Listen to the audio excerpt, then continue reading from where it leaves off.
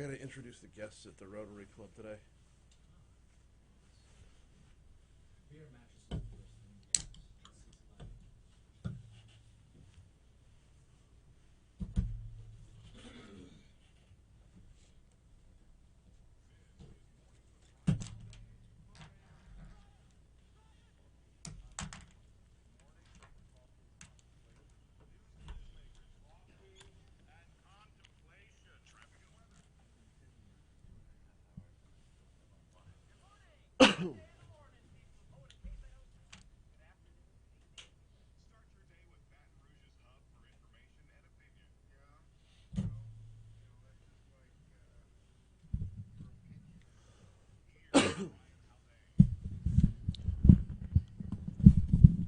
.606 Talk 107.3 FM WBRP. Good morning, everybody. Brian here with you.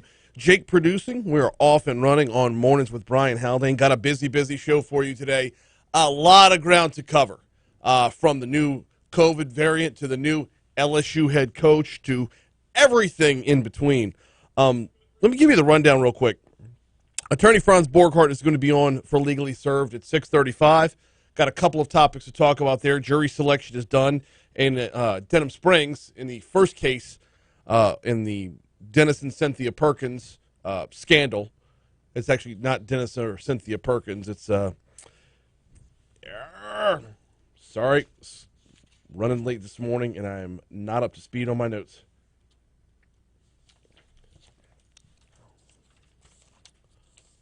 It is the trial of Melanie Curtin. They went all day yesterday picking out a jury, and that is now done. Also, while we talk with Franz, the Jussie Smollett case starts, and it is very difficult not to pronounce that Juicy Smoulier, thanks Dave Chappelle. And prosecutors are requesting the Supreme Court review Bill Cosby's release as well. Going to talk about those topics and a few more when attorney Franz Borghardt is on for Legally Served at 6:35. In the 7 o'clock hour, sports betting in Louisiana continues to grow. The number of sports books who continue to get licensed is going up, and it looks like it's being very, very well received. We're going to talk with the head of the State Gaming Control Board, Ronnie Johns, at 7:15 about where we're at. I mean, the regular college football season is over with. We're heading into bowl season. NFL is in, week 13? Week 13 actually starts tomorrow night with the Saints and Cowboys on our sister station, Eagle 98.1.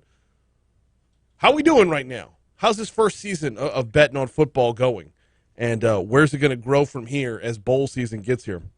Ronnie Johns at 7:15. Congressman Garret Graves at 7:35 for D.C. Current. I'm looking forward to this one greatly because normally when you see gas prices go up, it means the price of oil is going up. Or when the price of oil goes down, gas prices go down. Right now, we are seeing the price of oil low and the price of gas high. Oil's rebounding, but where we're at right now, there's a lot of mixed messages, a lot of unfamiliar territory coming in from Washington, D.C. Going to talk with Congressman Graves at 7:35 for D.C. Current. In the 8 o'clock hour, we talk redistricting with Speaker Clay Schexnayder, and Hunt Palmer is going to join us at 8:40 to talk a little bit about new LSU head football coach Brian Kelly, which is kind of where we have to start off, right? By the way, Hunt is the co-host of Hunt and Hill over on our sister station 104.5. He also is one of the hosts of the pregame and postgame show on the LSU Sports Radio Network as well. So, yeah, that's kind of where we have to start this morning. And what is it, 45 degrees in Baton Rouge right now to start off the morning, 33 in South Bend, Indiana. So, welcome, Coach. Welcome to 12 degrees warmer just to start your day. Brian Kelly arrived in Baton Rouge yesterday. A bunch of folks went out to greet him at the airport. The press conference will be at noon today. I was listening to After Further Review with Matt Moscone yesterday, and he was taking calls, just getting people's pulse on the new hire. And it was the weirdest thing, because the number of callers who were like, I don't know what all the naysayers are talking about, and I'm left baffled by that. The number of people citing naysayers. Who are these naysayers? Everything we've seen, and we're now another 24 hours removed from the actual announcement, well, from the unofficial announcement, from the news breaking. We're now another 24 hours removed. There's been nothing but positivity surrounding this. And for good reason. The winningest coach in the history of Notre Dame. I mean, think about that on that level alone. When you hear names like Ara Parseghian, Nuke Rockne, those are just the first two off the top of my head, and they're usually the first two off the top of anybody's head. He's surpassed them. We also learned a little bit more about his contract yesterday. I shouldn't say a little bit more. It's out there. Brian Kelly's going to make $9 million in his first year, 9.2 in the following 2 years, and the yearly salary grows every couple of years until he's making $10 million a year in his final year. $10 million a year in his final year. Worth it? So far, yeah. So far, the hype train is fun. So far, just the level of excitement surrounding the program makes it all worthwhile. Mostly because it ain't my money. Hey, we're gonna talk sports in our next segment. Got a lot of ground to cover. Actually, Brian Kelly leaving Notre Dame is going to be the lead in our sports segment coming up in just a little bit because there are impacts left in his wake. We're going to talk about them in a little bit. Before we hit your first break, got to tell you about the Black Friday sale. Yeah, I know we're not on Black Friday anymore, right? But the sale's still going on over at the Baton Rouge Mattress Outlet. Get yourself a name brand queen size mattress for $399. These would normally be $899. Marked all the way down to $399. Kings as low as $549. Get yourself a twin. This is ridiculous. $119 for a memory foam, twin gel memory foam mattress. They're all available at either location of the Baton Rouge Mattress Outlet, 4065 Florida Boulevard, or the corner of Jefferson and Hoosier 2 if you're in the southeastern corner of the parish. The Black Friday sale pricing is available if you mention that you heard about it right here on Talk 107.3. Also, free delivery if you mention you heard it here, and a free pillow. Just mention that you heard it on Talk 107.3 FM at either location of the Baton Rouge Mattress Outlet, 4065 Florida Boulevard, or the corner of Jefferson and Hoosier 2. I believe that is 18181 Jefferson Highway. Check them out over the Baton Rouge Mattress Outlet. We're coming back with sports next. All right. Let me go finish cutting that. I'm going to go finish that cut. I'll be right back.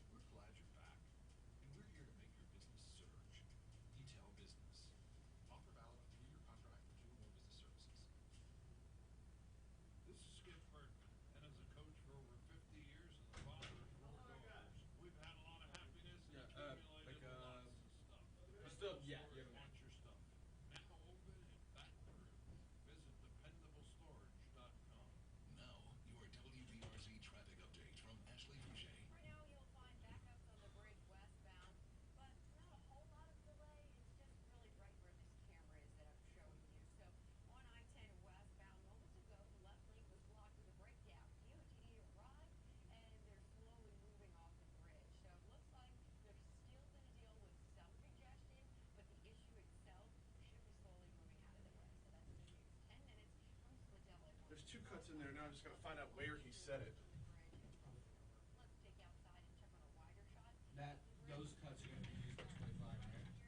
Yes.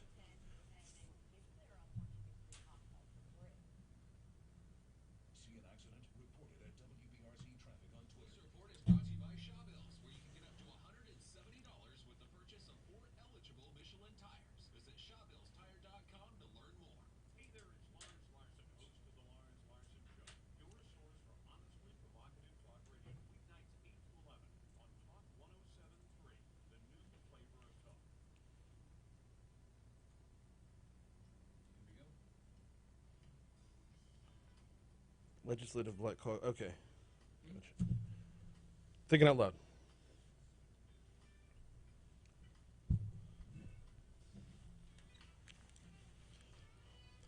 616 Talk 1073 FM WBRP. Sports Time on Mornings with Brian Haldane. And give me just a second.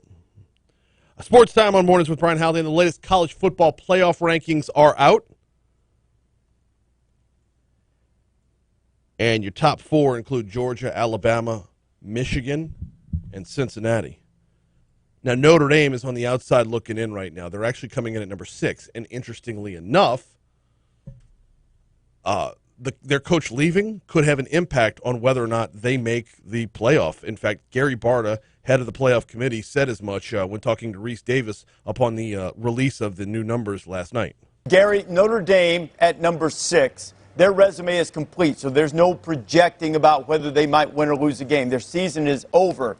Yet that resume changes without Brian Kelly now that he's moved on to LSU. It's in the selection committee protocol. You can evaluate that. How do you anticipate that being evaluated in the final ranking process? You make a good point, Reese, that committee obviously was aware of all the coaching changes while we were going through the rankings. This week, it didn't apply because the games had occurred, and we evaluated based on those games. Once the championship games wrap up, to your point, our protocol does include the ability for the committee to consider a player or a coach not being available, and should that have an effect on the outcome of a game, that can be considered.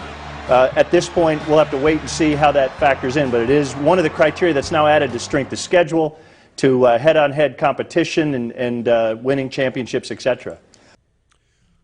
Okay, so missing a player or a coach factors into how they performed in a particular game, but how does it factor into whether or not they get to play in a particular game? I mean, if you were missing your head coach and you lost a game by like a field goal, the committee would consider that.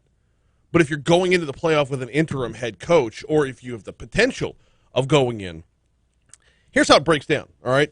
Georgia's number 1, Michigan number 2, Alabama number 3, Cincinnati number 4, Oklahoma State number 5, then Notre Dame at number 6. This weekend, Michigan's going to play Iowa, Cincinnati's going to play Houston, Oklahoma State is going to play Baylor. There's a pretty good chance that Baylor beats Oklahoma State. It's a pretty decent chance that Houston beats Cincinnati. And there's a chance that Iowa beats Michigan as well. I mean, anything's possible when you play the game. But with all that, someone's going to move up, someone's going to move down. Oh, also, important to note, if Georgia beats Alabama, there's no way they stay at number 3. Alabama would then have 2 losses, so they'd have to drop. So what the playoff committee would be looking at, now let's just say Georgia wins, Iowa wins, Houston wins, and Baylor wins, right? Michigan would then have 2 losses. Alabama would have 2 losses. Cincinnati, as a group of 5, would have a loss. And then Oklahoma State would have 2 losses. Then you'd be looking at Notre Dame having 1 loss, and then a slew of teams with 2. So where would you go from there?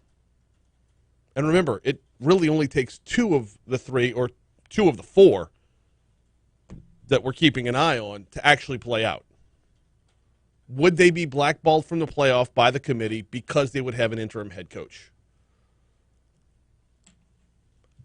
We'll find out after the weekend. We got to take a break for Fox Business Report.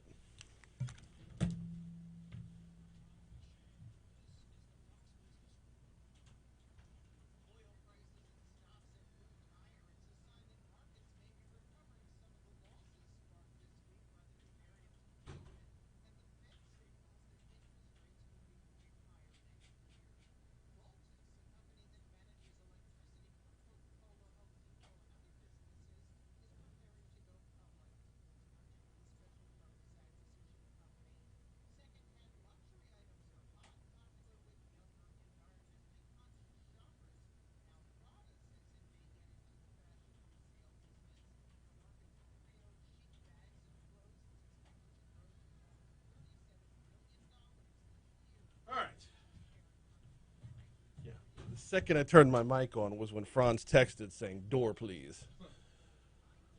Yeah. I mean, like 10 seconds sooner, we could have let Bumper play while I ran downstairs. He got held up by the train this morning.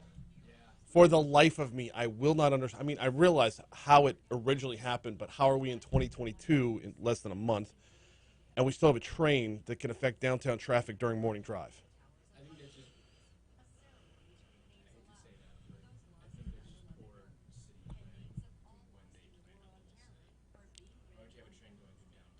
Because you didn't have morning rush hour in the 1930s. Well, no. We're also, look, that's why I say I understand how it originated. We're a port city.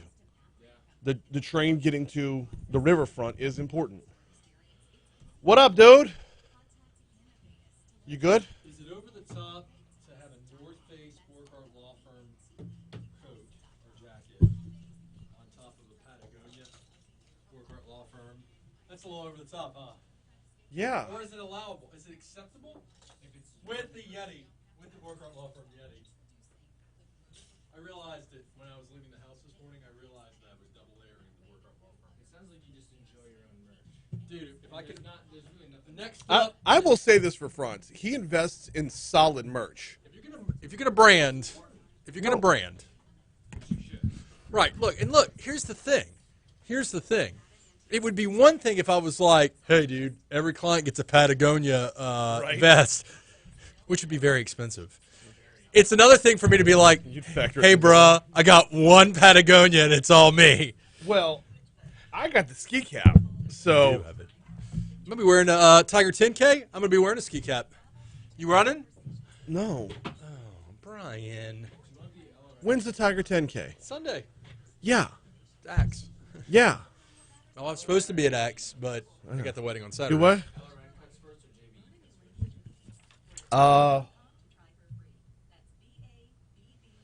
John Bell first. I need to call Christy, in fact. Kelly Walker was going to see if I could just take my registration and apply it to the next one. Yeah. And he was supposed to talk to Christy. Yeah, I don't know why he talked to Christy about that. She's not in charge of it, but Okay. Talk to whomever. I mean, dang. no, it's been a running thing. Like Christy's become the default for everything. I would assume that they are probably going to allow that, but Oh no, you're taken care of. Don't worry about it. Now, your WBRZ traffic update from Ashley Boucher. dude, when's the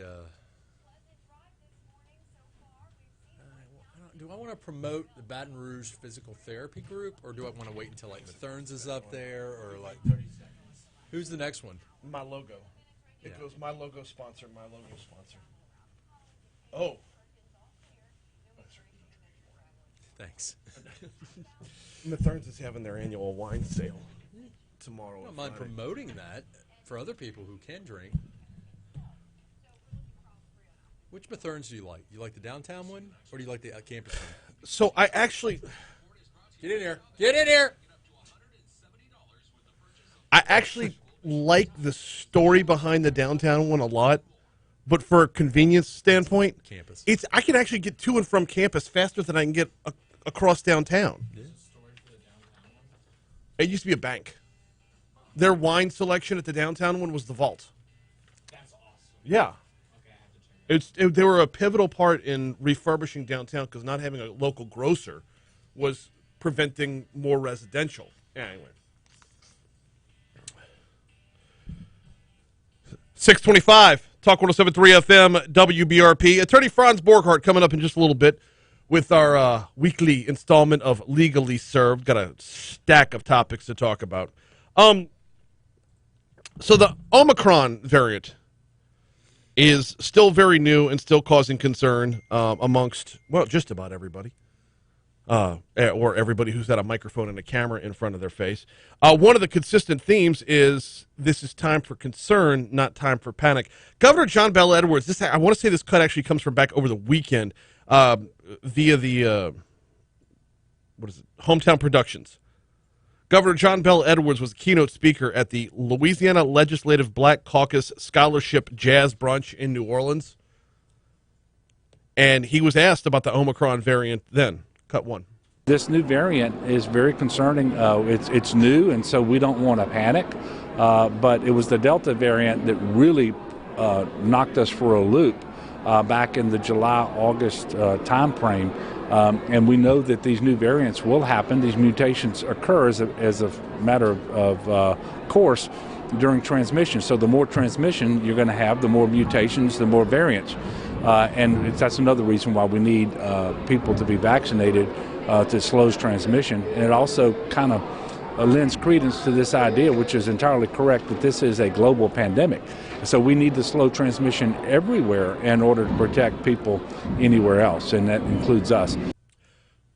Okay, the last sentence of that was probably the most important, and that includes us. There is no way, no scenario in which folks in Louisiana are responsible for whether or not folks in South Africa are vaccinated. But you heard him say, if you reduce transmission, you reduce the possibility of variants. Paraphrasing, not quoting. So the more we're vaccinated, the less transmission there will be. But here's the thing, though. Vaccinated people, boosted up and everything, can still carry without symptoms, right? So can it mutate while we're carrying while vaccinated? I don't know. I asked that of Dr. Joseph Cantor. Gosh, I guess it's been a month since he was on. But his answer was somewhat to the effect of the more vaccinated people, the less likely of the transmission. Anyway, Governor John Bel Edwards continued talking about making sure we're taking care of business. And if you have questions, here's the thing. Now's the time to learn is basically what he's saying. If you've got questions, please consult with your doctor. If you've got questions about your children, consult with a pediatrician for your children. But we need more people to be vaccinated, and we got to watch this variant very carefully. And I'm hopeful, I'm prayerful that we will not have another surge of the type that we had this past summer. By the way, you're seeing other places in the country, particularly in the Midwest, where they're now having their Delta surge, whereas we had ours back in August. And their numbers are really very troubling, too. It's another good point, though. If now is the time to learn about the upcoming Omicron variant, what are we still learning about Delta? We got to dive into it before everybody else did. So we learned what we learned here, and now we can sit back and watch what other folks are learning as well. Speaking of the Omicron variant, which comes to us via South Africa, a growing concern among health officials. You're going to hear more about this in news in just a couple minutes. Ochsner held a briefing yesterday. Their health medical director of infection control and prevention, Dr. Catherine Baumgarten, says, fortunately, vaccines can be tweaked easily if needed. We do have vaccine manufacturers that can get vaccines ready pretty quickly if there is a variation in the vaccine that needs to be made for this variant. Now, this is on the heels of the CEO of Moderna saying he does not know or is doubtful. Doubtful wasn't the right word. The way it's been portrayed in the news made it sound like he's doubtful. But he does not know if the current vaccine will hold up against the Omicron variant. Director of Hospital Quality, Dr. Sandra Kemmerly, says preliminary data from Israel shows the Pfizer vaccine retains adequate efficacy against the variant. She says when news of the new variant broke over the holidays, it was a reminder that the pandemic is not over yet. And it's causing a lot of angst, and I understand that, but it's not time for people to panic. What we want is the public to be prepared. Which means learning, which means asking your health professionals, which means, by the way, nice little endorsement right there for the Pfizer vaccine, saying it is holding up. The CEO of Moderna coming out saying he has no idea. Whew, that does not instill a lot of confidence, especially when we're at a time right now when folks are told they can mix and match with their booster shots. If you're the CEO of Moderna, it was difficult to hear that and not think it was a sales pitch, not think he was setting the table for we're going to have a whole new vaccine that you're going to have to come get. And while you and I don't pay for it when we actually go get it, they're not doing this for free. By the way, when Dr. Kimberly says prepared, touting vaccines and booster shots for those 18 and older who were fully vaccinated more than 6 months ago, she also says it takes 14 days to receive the full benefits. So if you're already eligible, they're encouraging, go get it now. Go get your booster now. Kimberly, says while studies of Omicron are ongoing, there has been an alarming increase in hospitalizations in South Africa, but the nation also has a vaccination rate of only 30%. That makes 70% vulnerable. We need to understand that better, similar to what we had with Delta when we only had about 30% of the Louisiana population vaccinated. We saw Delta surge in the unvaccinated. Here comes CBS News.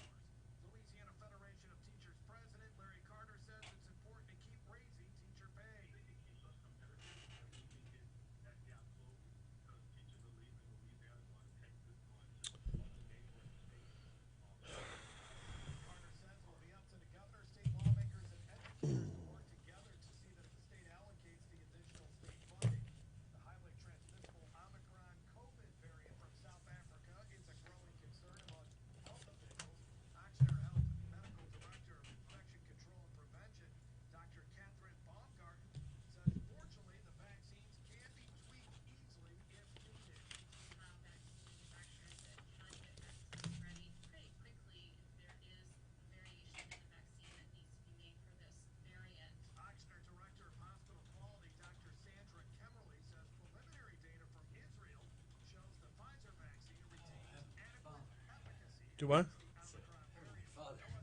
You all right? I am now. I was a little nervous there.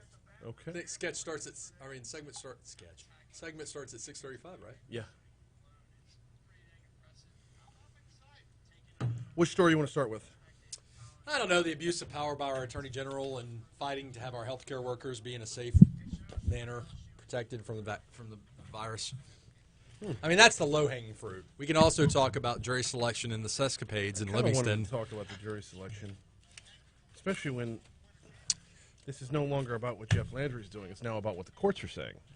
Well, he did represent the workers on behalf of the state of Louisiana. Ass clown.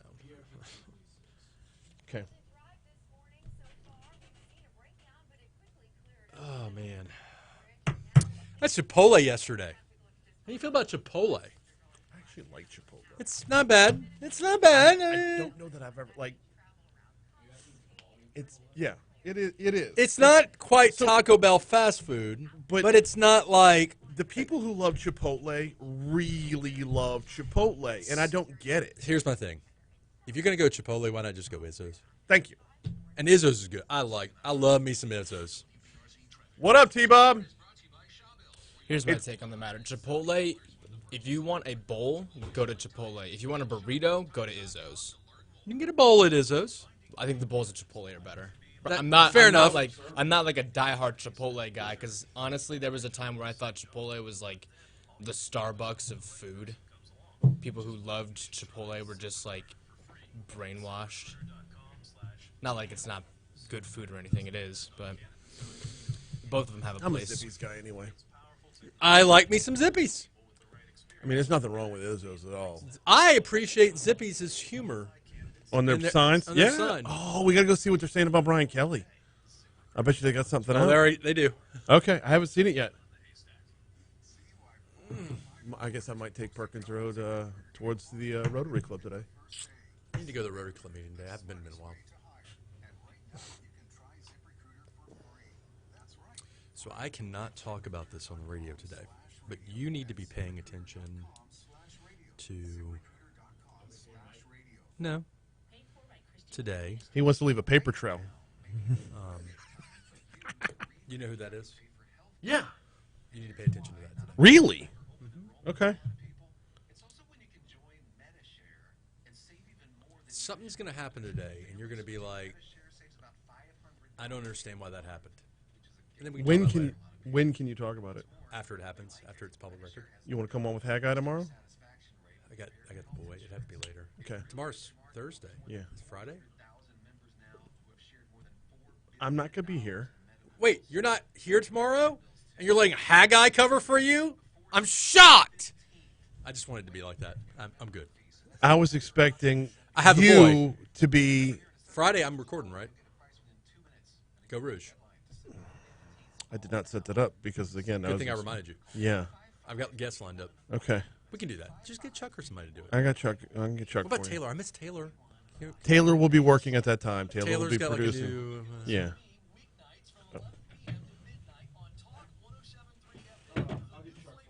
Thank you, man. I appreciate it. Oh, God. I feel like Brian Haldane this morning. Do what? I said I feel like Brian Haldane this morning. What, tired? Just Run the down? stomach and the... No, I got a good night's sleep. The Chipotle is just... I did a Chipotle, the tofu vegetarian option. They have a non-meat. They have a vegetarian option, and then they have another option, which is tofu at Chipotle. I brought this upon myself. Yeah. I Yeah. understand why you brought up the question about Chipotle.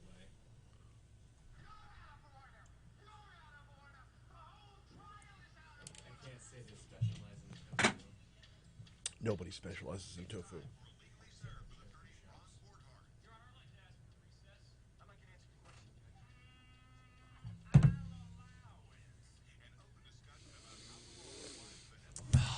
This is the part where Perfita would say, "Shut up and eat real food."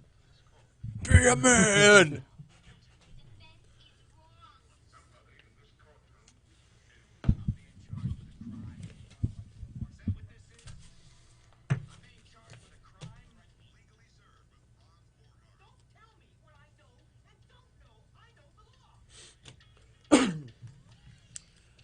.638. Time for Legally Served. Time to welcome in attorney Franz Borghardt. Franz, what's happening, bud? Good morning, guys. If you're listening on YouTube, if you're listening on Talk 107.3, good morning. Glad to have you on board this morning. We have a stack, and I mean a The stack. pleasure is all yours. Is it, though? Yes. Is it, though? What do you want to start with? I kind of want to start in Livingston Parish. The jury selection for a trial involving former Livingston Parish Sheriff's Office employee Melanie Curtin ended Tuesday night, and the jury trial will begin this morning. He made me do it. He made me do it. Is that where we're... That's the defense. Okay. That's kind of has to be the defense. So, is that legitimate? I don't know. So on the one hand, if you're a potential juror or a juror, you're going to hear this woman say, look, he's in this position of power over me. He's had a SWAT. He made me do it. I was afraid for my well-being. I was afraid for my life, yada, yada, yada. Mm-hmm.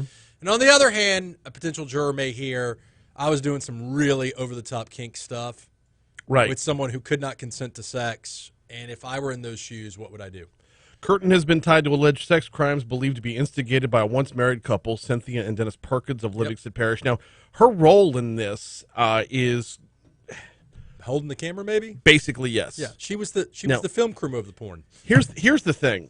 A number of jurors... Your ability to keep a straight face with me just saying that? No, I'm impressed. just trying to keep it moving because the schools aren't in yet, which means there might be kids out there. Oh, okay. A number of jurors were actually dismissed because of, from the story at WBRZ, the video is a key piece of evidence in Curtin's case. Many potential jurors were dismissed for having personal or religious objections to viewing the video. My first question is... It's Livingston Parish. I find that hard to believe. I went there. I'm sorry. I went there. It's okay. My question, though, is, do you have to show the video No, you can prove that she was holding the camera? So good question. So for the jurors, you can talk about it in voir dire. Hey guys, look, there's going to be a very explicit video? Is that something that you're going to be able to watch to prove? You gotta prove that she would. Okay, so she's charged with video voyeurism and first-degree rape.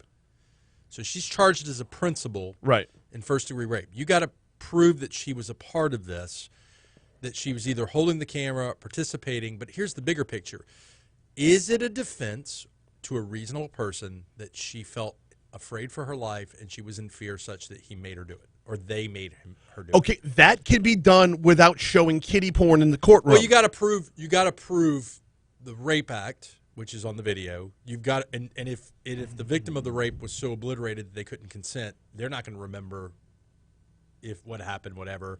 Okay, and I get what you're asking. What I'm trying to avoid here is having a jury and a courtroom be subjected to watching children get raped. That's what I would like to avoid. So is there a scenario where if the defense is he made me do it, Dennis and Cynthia Perkins, they made me do it, then you're already consenting that the rape happened? She could stipulate as a fact that there was a rape. Right. She could stipulate now, that. If the state of Louisiana allowed her to stipulate to that, because they have to join in the stipulation as an agreement. Okay. And if Why wouldn't they? If I'm the state of Louisiana, if I'm putting my former prosecutor hat on, and they've got some good prosecutors on this case, even though they work for Jeff Landry, I would want to show it. I would want to show the gruesome nature of what these sick individuals did, and I would want to play it, and I would look at the jury and say, I had to show you this. You needed to understand what monsters we're dealing with, if I were a prosecutor. Now, since you're a criminal defense attorney, after showing the video, wouldn't it just be very easy to say, see, she's not in the video? Well, that means she's anywhere else in the world but that video. In closing, these are the sick individuals that made my client do it. And she was afraid for her life. This is a guy who's head of SWAT. He's in the position of utmost power. Mm-hmm. This is a parish where he's king, yada, yada, yada. Yeah. I'm just saying, I mean, they didn't hire me. She didn't hire me. She got John McClendon. John McClendon's a very good attorney. Yeah. In one instance, officials said Curtin helped Perkins film a video showing the rape of an unconscious victim that went on for roughly 17 minutes. So they're going to sit there and watch 17 minutes of this brutality. Well, they can excise certain parts of the video. Okay. Both sides can go to the judge and say, Judge, we don't need to play all it. A stipulation is an agreement between the parties. If the parties come up with an agreement as to what to show the jury, yeah. I tried a case in East Feliciana where it was a material fact, the description of my client's penis. And I'm saying this with the utmost seriousness. No. This is, biological, yes. So it was a there were things unique about his genitalia. Yeah. All right. I had to take photos, and I had an investigator take photos to show the jury. And out of the 20-some-odd photos from different angles and all that, we agreed on 5. Because we didn't need to show 20. 5 would do. Okay. Okay. My point is, and that's an extreme example, and no, I wasn't trying to be a petulant child just now talking about that. No. That is the extreme example of you don't need to show all of it as long as the elements of the crime can be demonstrated or elements of a defense can be demonstrated through the video or photographic evidence. I guess where I'm going here is the videos needed a lot more to prove what Dennis and Cynthia Perkins did rather than the person on the other side of the camera. No. You can be a principal to a crime. Remember the example of principals and accessories. Principal to armed robbery. You decide you're going to rob a bank. I'm the wheel guy. Mm-hmm. You go into the bank with the gun. I'm the wheel guy. I'm on the car. I can be charged with armed robbery even though I'm not going in the bank with the gun. Okay, that perfect example. And in order to prove that, I'm not going to show you security footage from inside the bank. You have to prove a robbery happened. Because the only way you don't have to prove that I was the gunman in the bank. You just have to prove that a robbery happened and that I was acting as a quote-unquote principal. Video voyeurism is a recording. I recorded something. All right. I guess where I keep getting stuck is as soon as you say he made me do it, you've admitted that it happened. Yeah, you can. That is accepted on both sides. No, it's accepted on your side. You're trying to spike the ball on Dennis Perkins while trying Melanie Curtin. So the state of Louisiana has to agree that your stipulation that a rape occurred, and I'm not even saying that they're going to do this, and I'm not even saying that John McClendon and the defense are going to agree that a rape occurred. I'm telling you, just because I say, Judge, I admit that there was a recording of the video. Mm-hmm. We don't have to show that to the jury. Doesn't mean the state's going to say, well, Judge, with all due respect, she can admit it all day long. I have a right to present my case. Okay. And it's demonstrative evidence. It's a showing of what happened. In fact, video is the best sort of evidence because it shows what happened in a way better than testimony does. No, 100%. I agree with that. You just don't want. Yeah. For the children who were involved in this, the fragile, pearl-clutching citizens of Livingston Parish. No, I'm not even talking about that. They can't handle watching a little bit of raunch, a very raunch, rape. A little bit, yeah. Child rape. Is this one now? This is a question I wasn't sure about. Is this first-degree rape because it was a child, or was it? You know what? The story actually does not clarify that. That was I didn't want to go so far out on a limb on that because, man, that makes it even worse. Yeah, it does.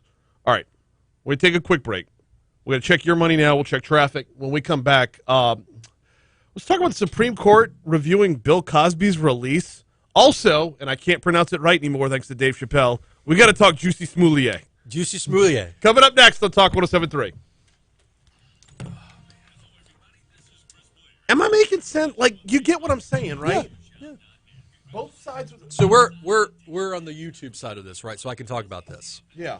All right. So in my case, and I'm going to make this PG. He had a health condition correlated to his genitalia. Yeah.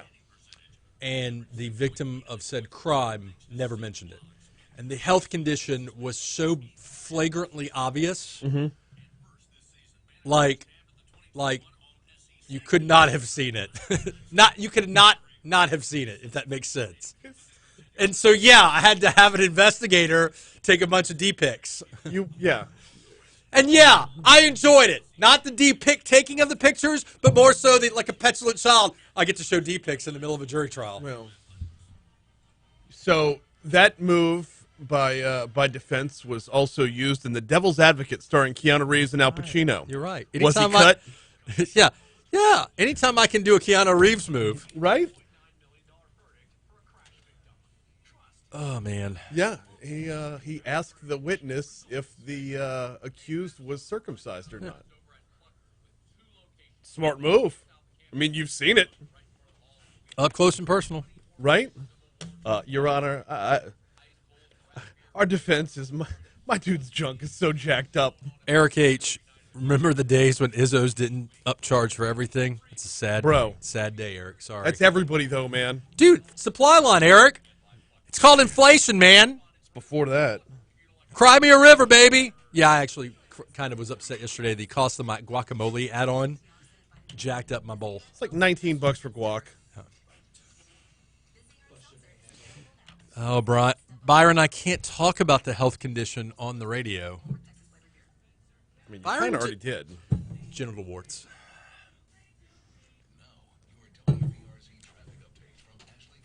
Hey, morning, Amber. Morning, Clint. Morning, Renee. In my closing arguments, Brian. Hey! Okay, go ahead. In my closing arguments, I said that my client looked like a freaking gourd. Oh, jeez. And with that, good morning, Christy. Hey, Christy! Yeah, I felt the same way, Byron. Ew.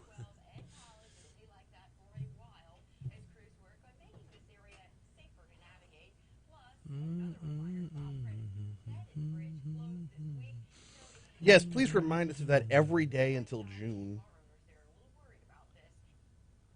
See an accident? Report it at WBRZ Traffic on Twitter. This report is brought to you by Shawbills, where you can get up to $170 with the purchase of 4 eligible Michelin tires. Visit ShawbillsTire.com to learn more. With your money now, New York Attorney General Tish James is seeking an emergency court order to force Amazon to implement stricter COVID rules. Man, if I were Attorney General, I would have some kind of fun.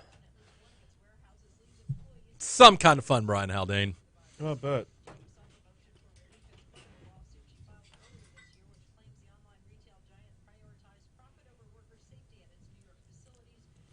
Oh. Yeah.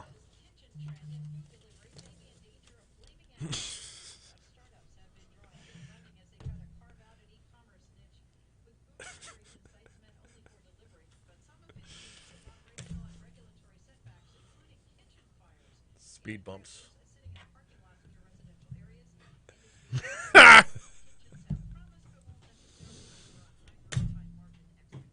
God, there's something wrong with me. More jacked up than that dude's D. I quasi went. BRPT. Okay. What time is it scheduled for? 46. Oh, shoot. Let me do it real quick and then hit the bumper after me.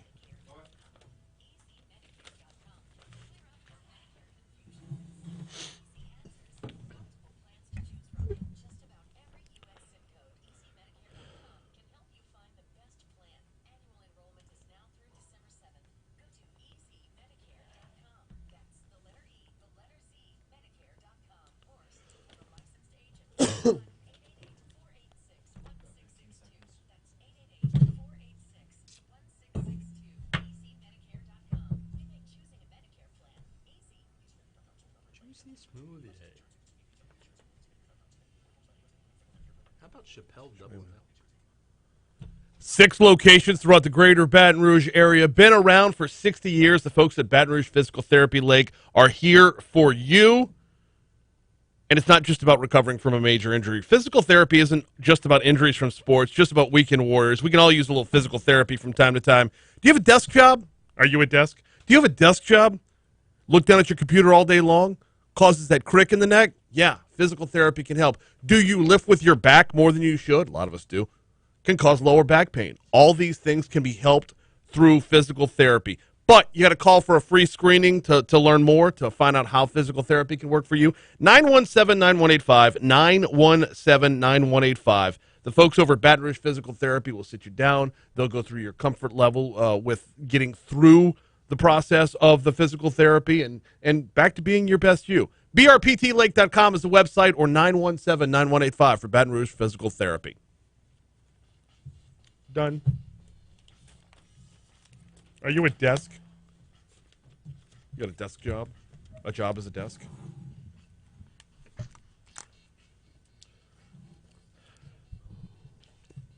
Legally Served with Franz Borghardt. It's Port of Mornings with Brian Haldane rolling right along. Testimony was set to begin yesterday. I guess it got underway yesterday in the trial of ex-Empire actor Jussie Smollett. Hope I'm pronouncing that right. Smollett. Who prosecutors say staged a homophobic and racist attack in Chicago, but whose defense attorney says is a real victim of a real crime. You know, society doesn't like, and this goes back to our first segment, I'm not sure the I'm a victim too, or I'm the real victim defense is going to work, especially in this one. So Special Prosecutor Dan Webb told jurors during opening statements late Monday that Smollett recruited two brothers who work with him on the TV show, to help him carry out a fake attack in January 2019 because he believed the television studio didn't take hate mail he had received seriously. So basically what they're saying is because of the hate mail, he did this, but the hate mail was the crime in the first place?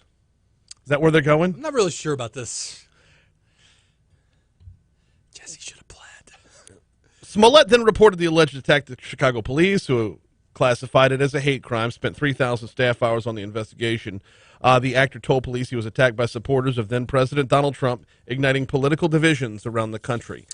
And that's the part that I don't think any of us can ignore. If you were going to stage a race hate crime, would you hire 2 Nigerians to wear MAGA hats? I mean, you're saying when you put the ad up on Craigslist, maybe solicit some white dudes? Kinda. Yeah. I mean, yeah. So here's the problem. As a former prosecutor, as a citizen, I am not a big fan of hate crimes, right? But the worst kind of hate crime is the one that is faked, that makes it harder for everyone else to get justice. Okay, so that is the biggest part of the whole discussion. Right. Is what Smollett allegedly did is going to affect the overall tenor back and forth between the racial tension that we see so much in this country. So in crimes that violate public trust, whether an elected official or someone who is preying on public trust, you kind of got to make an example out of them. to deter that kind of behavior. Okay, so let's start with that though.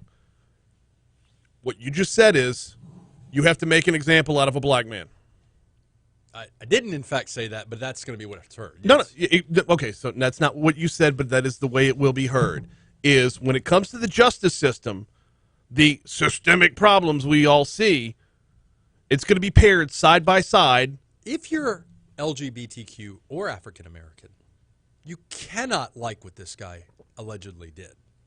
It sets everything back. Right. If you're African American, if you're a black guy, and you see Jesse doing what Jesse is accused of doing, assuming that Jesse actually did do it. You see how I'm hedging that? You can't be happy with that.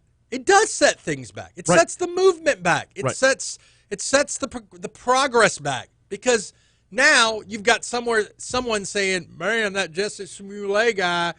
I mean, this is what those people do." That's the problem. Exactly. And is why you need to set an example out of him. Now, should he go to jail? No. I'm not saying he needs to go to jail. He may go to jail, but I don't know. The problem, though, is once you do that, the counter argument is, see what happens when a black man goes to court. No, not on this one, I don't think. I think when you're caught orchestrated an alleged hate crime to advance your career, I think there may be an exception for that one. Well, we haven't. I don't know, man. You tell me. Have we seen that media backlash for his case? I don't think we have. No, everybody put their tail between their legs and say, "I can't believe we bought it." Dave Chappelle. Yeah. In Chicago? Yeah. I mean, Dave Chappelle in his comedy sketch, I don't know how you feel about Dave Chappelle, made it a point that a lot of people were quiet because they knew he was lying. Right. And those that bought in, running it as the lead on the news every single night, causing further and further division. It's only it'll only be exacerbated through the national media, which is why the lesson every day is stop paying attention to national media. I feel like I can stick around at the break and talk a little bit more law if you want. Unless you need to go use the bathroom or something. No, we got a minute and a half until break. So keep going. Let's keep time. going. Well, let's just touch on this. 3 years after a court found Bill Cosby guilty of multiple counts of sexual assault, the disgraced comedian's sentence was reversed due to a technicality. Cosby reportedly celebrated his freedom by taking to social media and tweeting, "I have never changed my stance nor my story. I have always maintained my innocence." But a prosecutor in the case doesn't believe the above statement, nor the basis of the technicality that resulted in Cosby's freedom. He's asking the Supreme Court to reinstate the conviction. What is the likelihood that he will get what he's asking for? Unlikely. Okay. I think there's bigger cosmic fish to fry. And I just think, one, if you're Cosby, you need to shut up and disappear. Yes. You need to OJ it. Yes. OJ hasn't disappeared. I know. By the way, have you heard the conspiracy theory? I was watching Tiger King 2 the other day. I saw a little clip of OJ talking about Carol killing her Twitter husband. World? Yeah. So, yeah, OJ is not – he's on Twitter all the time with stupid videos. But, yeah, just shut up, go away, enjoy your freedom in your golden years. Yeah. I mean – he's not bankrupt. It's my understanding Cosby's not bankrupt. So, why are you even saying stuff? Unless, of course, he's innocent and he's maintaining his innocence. The problem is he was let out on a quasi-technicality with regard to him cooperating, and when he cooperated in the civil case, it made him look not innocent. We're going to pick up on that as we hit the break. If you're watching us on YouTube, we're not going away. Go Rouge coming up this weekend. What you got? So we've got the folks from American Cancer Society coming on. Baton Rouge has a ballet. We're going to have Baton Rouge Ballet on. Awesome. CBS World News Roundup coming your way. All right.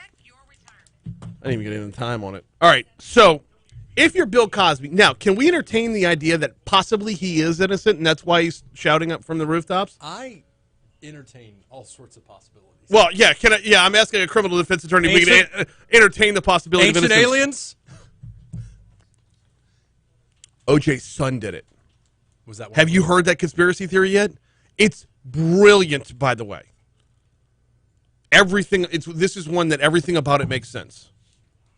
If you're O.J. Simpson, you need to shut up, play some golf, and keep it moving.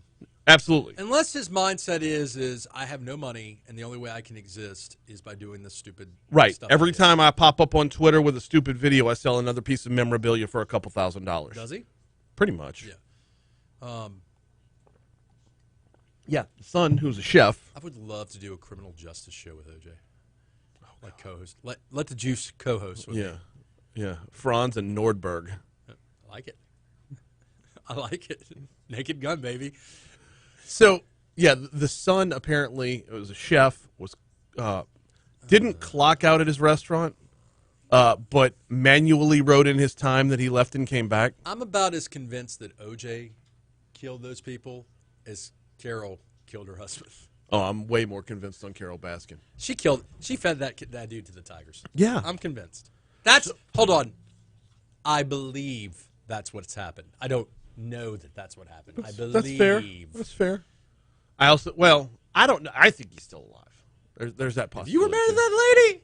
Huh? If you were married to that lady, wouldn't you want to disappear? Right. I mean, yeah, I think we should free Joe Exotic. I think we live in a world where I think Bill Donald Cosby Trump missed gets an out of opportunity. jail. I think Donald Trump would have won re-election if he'd freed Joe Exotic. I don't know about that. Missed opportunity. No, if you're Bill Cosby and you truly are innocent, wouldn't you be doing the exact same thing he's doing? And by the way, I don't believe he's innocent, but You have nothing to lose. Right. See, the problem is people get in trouble when they fail, and this is a universal truth in my industry. You get in trouble when you fail to keep your mouth shut. And Right. that extends to social media, tweets, posts, when you just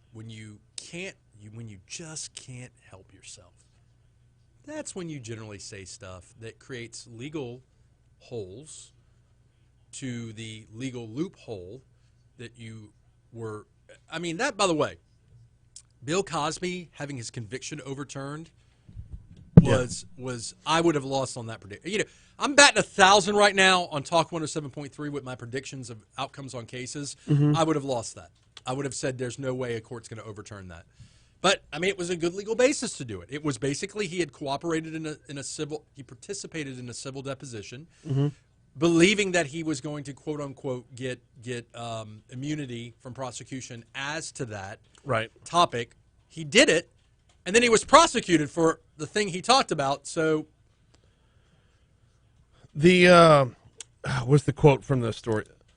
There is no merit to the DA's request, which centers on the unique facts of the Cosby case and has no impact on important federal questions of law. Federal questions of law. Like, this is yeah. The likelihood of the Supreme Court taking this up at all. I don't know, man. We got a Supreme Court that may overturn Roe v. Wade. I don't know anymore. I legitimate, and that's not hyperbole. I really, this Supreme Court, I'm like, and I'm telling you, if you think it's bad, rioting, and I'm hoping I'm wrong on this. If you think we've seen bad rioting and protesting in the past, if they overturn Roe v. Wade, I'm legitimately concerned about this country. Why? Because I think there will be some bad protesting. Oh, okay. And I thought you meant like the precedent of it. Well, that is problematic too. Is overturning historical precedent is never a good thing. Well, we like unless there's a societal change and a cultural change, in which case you could theoretically do that. Gay marriage. Yeah, I would. Gay marriage. Yeah. I was gonna say the Brown v. Board of Education. That was the reference I was gonna go to. Was Either Brown one v. works though. But how society feels about something one day. Right. They don't. That assuming that you can't overturn anything in the past means we've gotten everything right up until now.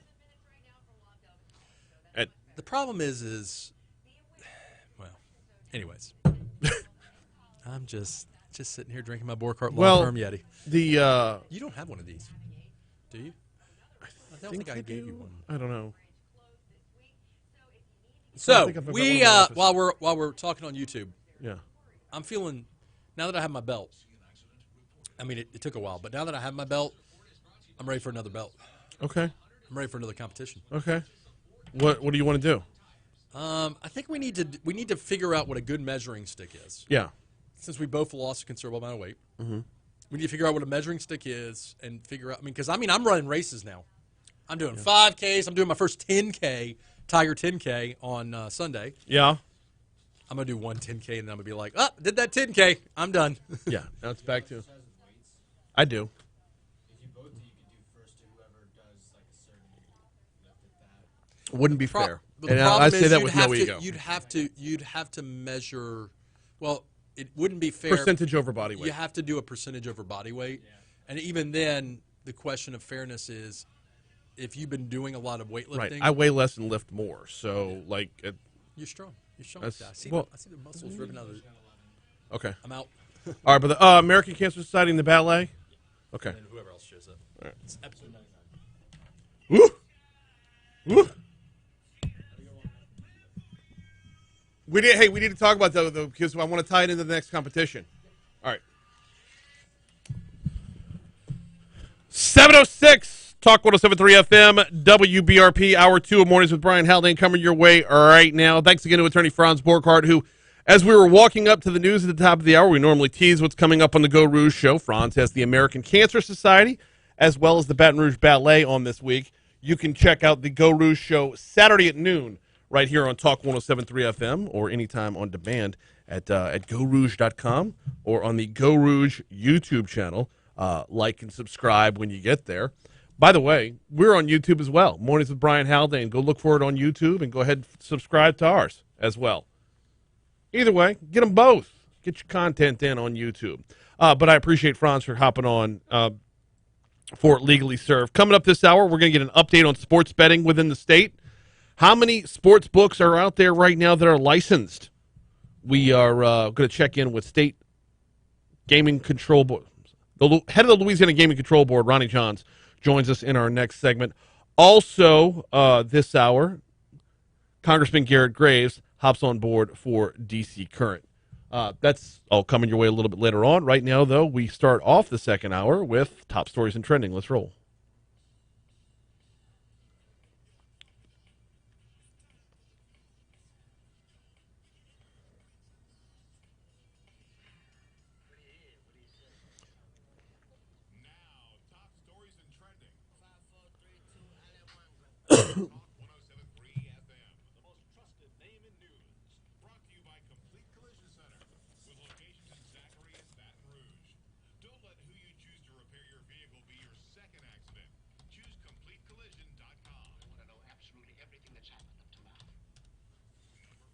The state has extended the shots for 100. Louisiana is pushing back the deadline on the coronavirus vaccine incentive campaign for another month in a continuing effort to try to boost the number of people who have gotten the shot. The new deadline to get a $100 Visa cash card for getting newly vaccinated is now December 31st. More than 34,000 people have participated in the program so far. It started back in August. It was originally aimed at college students. Governor John Bell Edwards expanded it in October to cover anyone newly getting immunized. Those of us that got in line early on are, well, you know what, out of luck.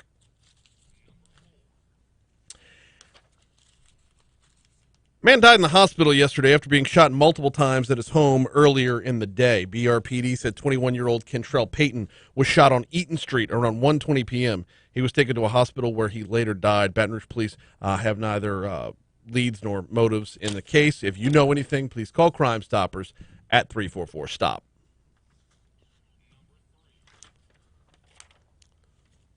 Security footage leads police to Southern University students suspected in a campus shooting, grabbing this one from The Advocate.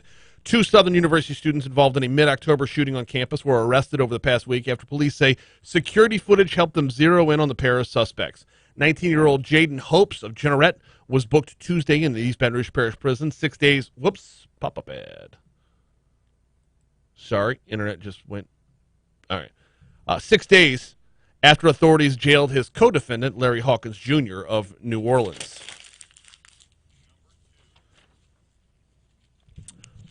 A vehicle was stolen from outside of a business in East Baton Rouge with a sleeping 2-year-old still inside. This happened up in Zachary, where the Zachary Police Department first shared details of the crime yesterday morning. The department said the vehicle had been left running in a parking lot on Friday, November 26, while the driver briefly ran inside of the UPS store on Main Street around 11:30 a.m. According to police, the vehicle was recovered shortly afterward in the 1400 block of Plank Road with the child still asleep inside. Quote, Zachary is a great place to raise a family and own a business, but unfortunately our beloved city is not immune to crime. Many crimes are crimes of opportunity. Education and transparency are our best tools to prevent those crimes, Zachary police said in a statement yesterday. Brian Kelly's here and here to stay. Notre Dame's winningest head coach has officially cut ties with the Fighting Irish, and he is now LSU's head coach. Kelly's plane landed yesterday afternoon at the Baton Rouge airport. Press conference is set for noon today. I believe we'll be carrying it live on our sister station, 104.5 ESPN. Coming up later on in the show, 8:40 actually, the guy who's supposed to be on 104.5 at noon, Hunt Palmer, co-host of Hunt and Hill, is going to join me to talk about Brian Kelly, his contract, what this means for the program, and everything surrounding it. That comes up at 8:40 this afternoon. Those are your top stories. Here's a look at what's trending this morning.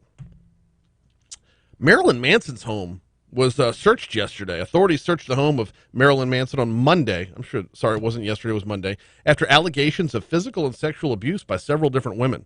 Los Angeles County Sheriff's Deputy Ava Jimenez said a search warrant was served on the home of Manson, whose legal name is Brian Hugh Warner. Took till 2021 before I knew Marilyn Manson's real name. Sheriff's Department said in February that its detectives had begun investigating Manson over reports of domestic violence between 2009 and 2011 in West Hollywood, where he lived at the time. The women involved were not identified, but several women have publicly alleged this year that they were physically, sexually, and emotionally abused by Manson around the time of the incidents under investigation. Some of those women have filed lawsuits. Those are your top stories and trending. We are going to take a quick break. When we come back from that break, let's check in on sports betting in Louisiana. Gaming Control, the head of the Gaming Control Board, Ronnie Johns, joins us next. Which one was next? Complete Collision.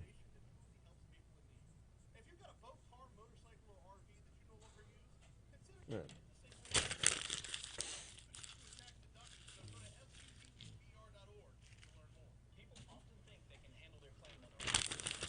So Chris Cuomo's been indefinitely suspended from CNN because of his involvement in his brother's scandal.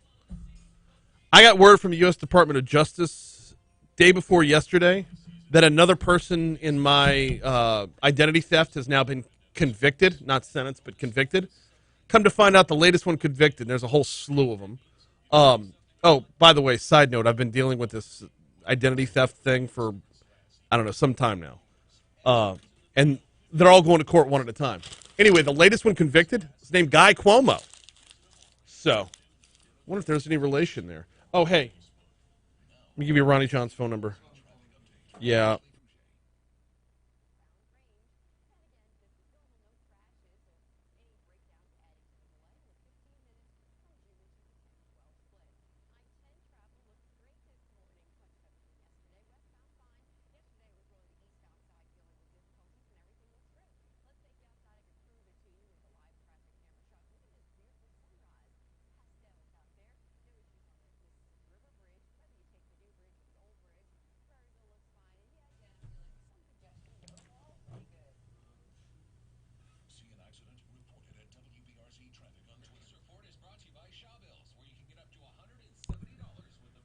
Beam.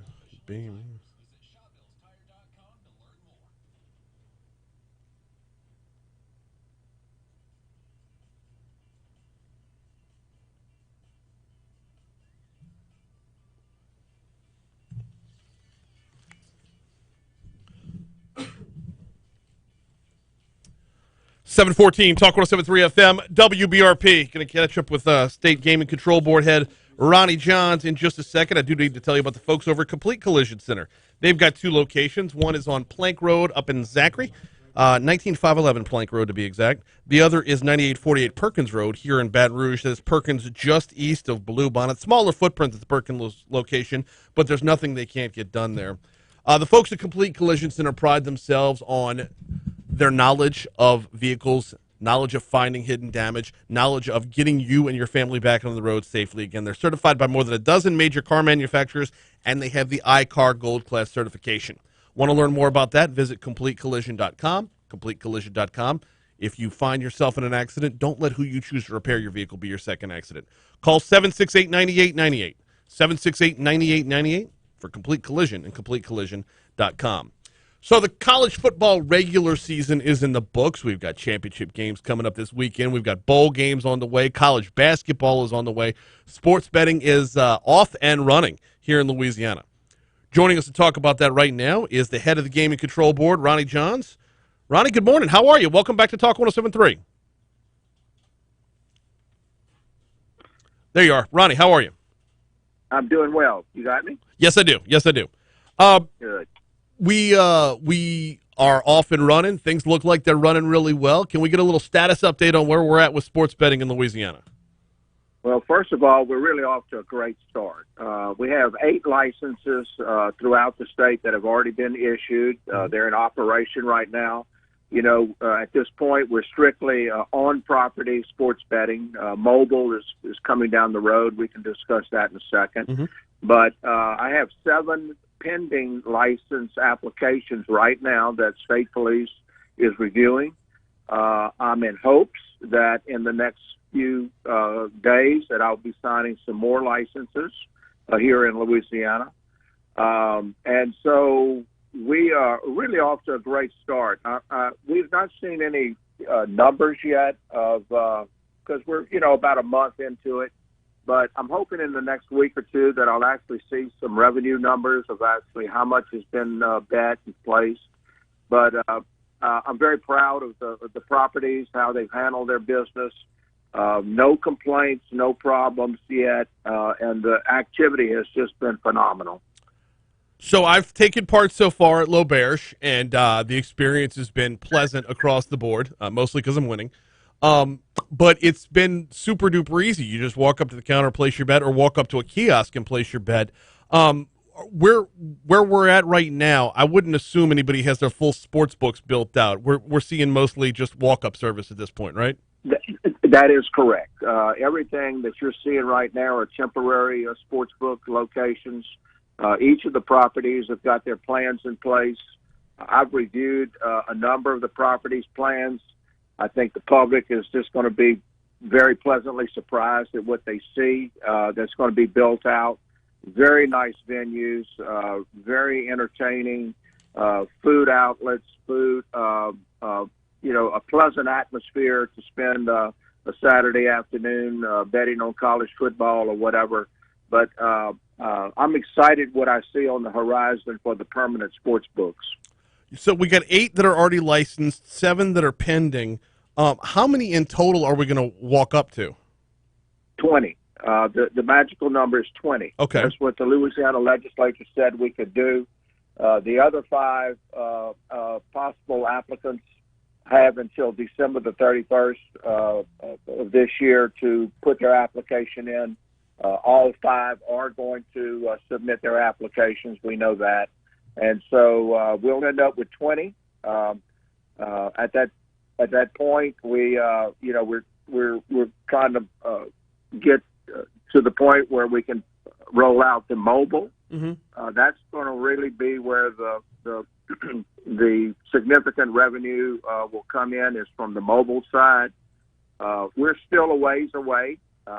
State police is doing their diligence on the vendors, the apps that you see being advertised. All of those have to be licensed. They have to be compliant here in Louisiana. They have to meet our standards and actually our state laws. So I don't know if you saw the reports of New Jersey from the month of October. They actually did $1.3 billion of sports betting in the month of October in New Jersey. And of that $1.3 billion, $1.2 billion of it was actually done by mobile.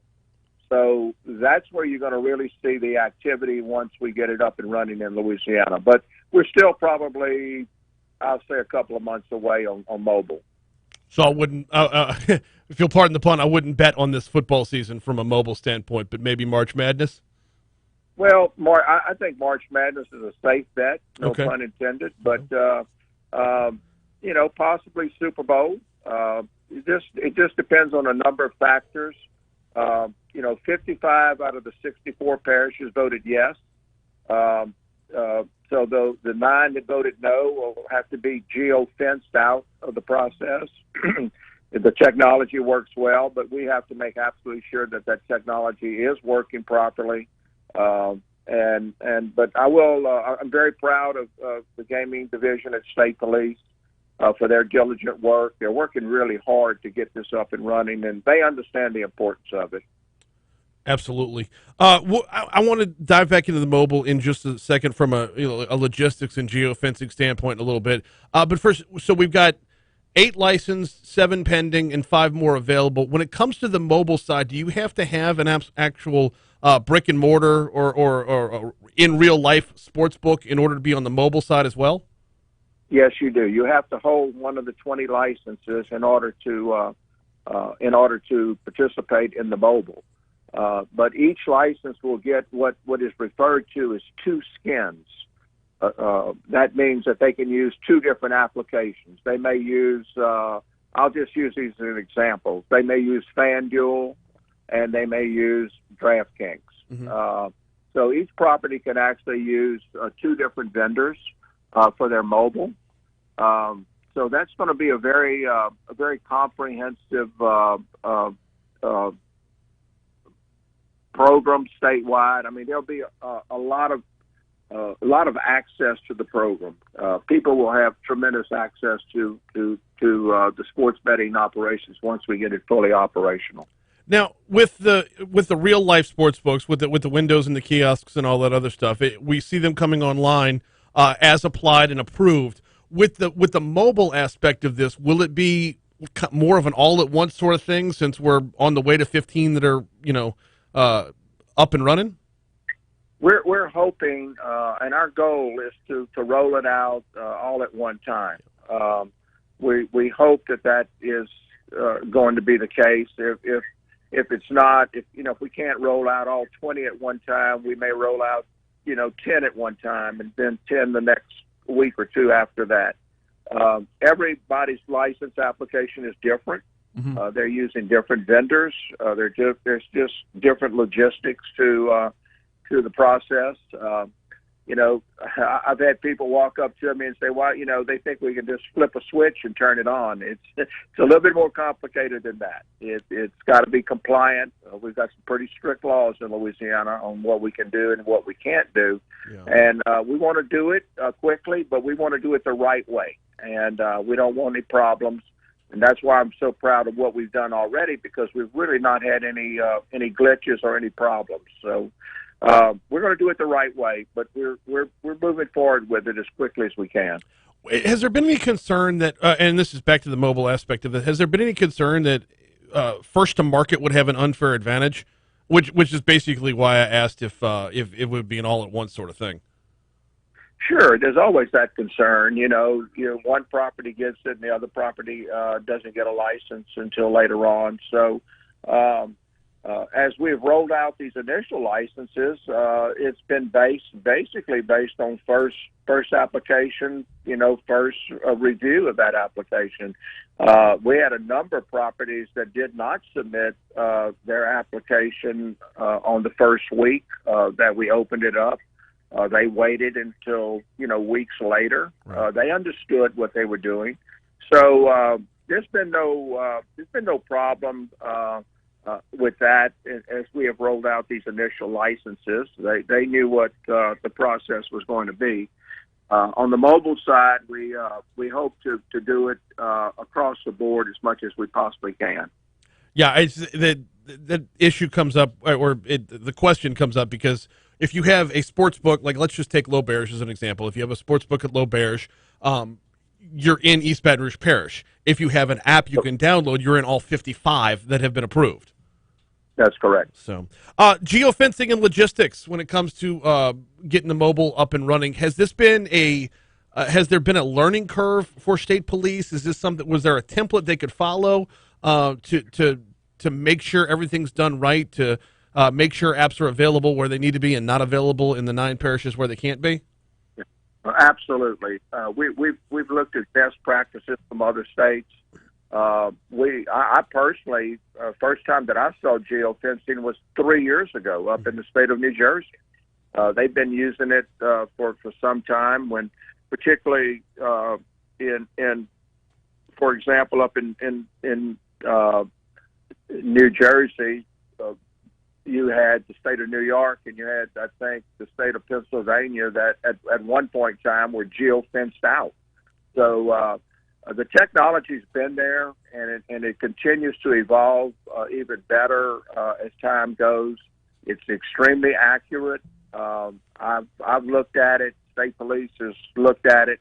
But yes, we thank thank God we've got some experience from other states and what they've done, and there's some really, really neat technology out there that we're going to be using here in Louisiana.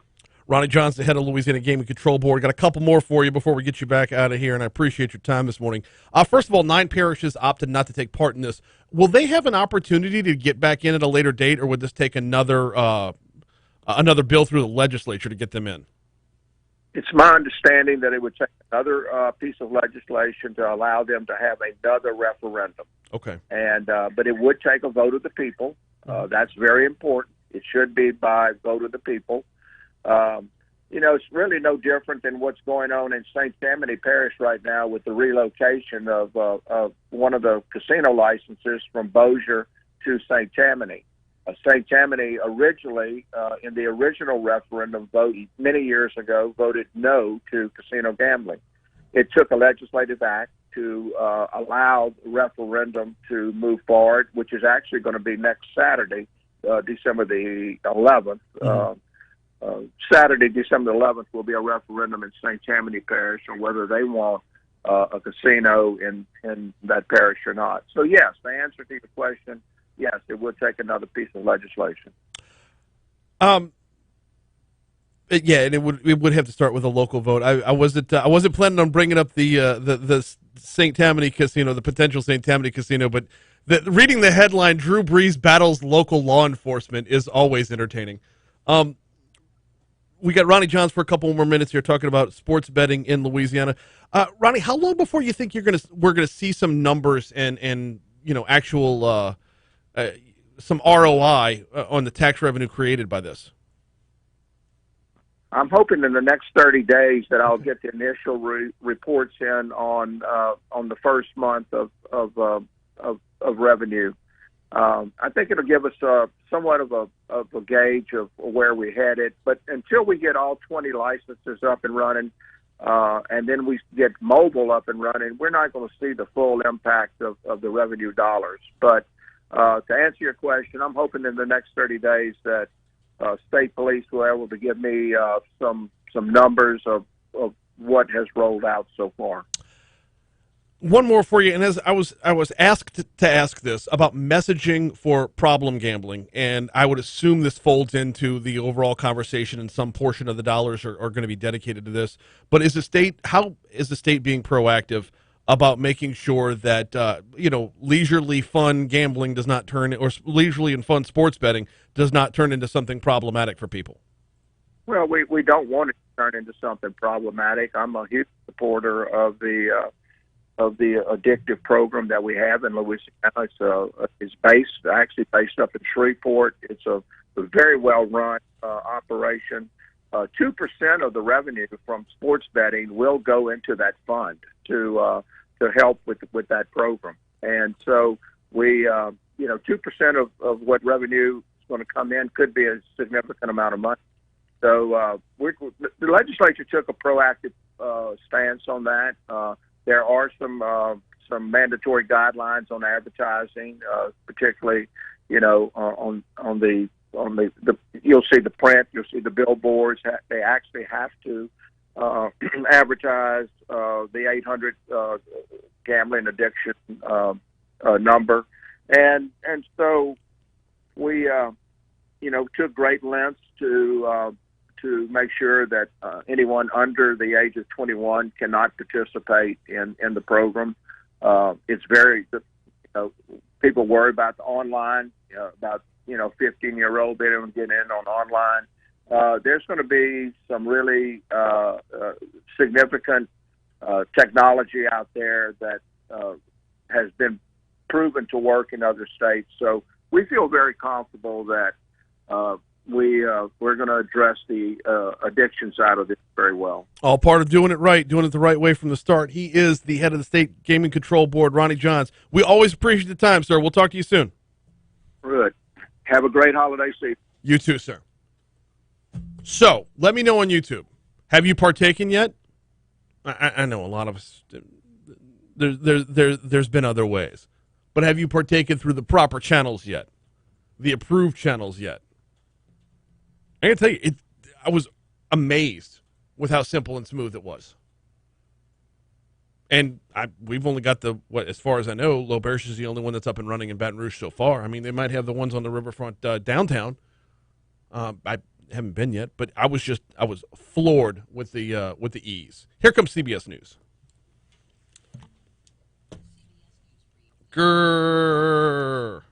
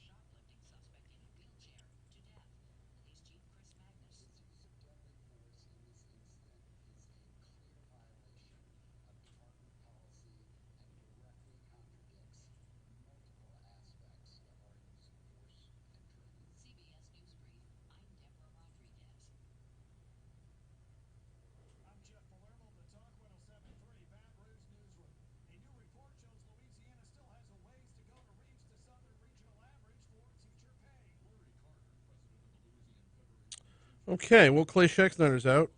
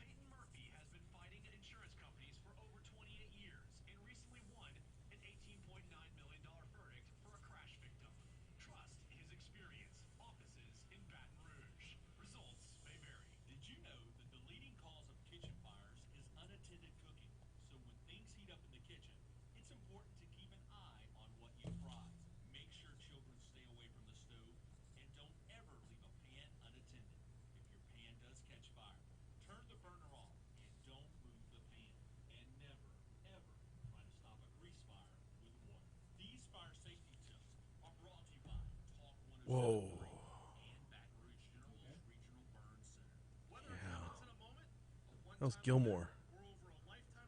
That last spot was James Gilmore.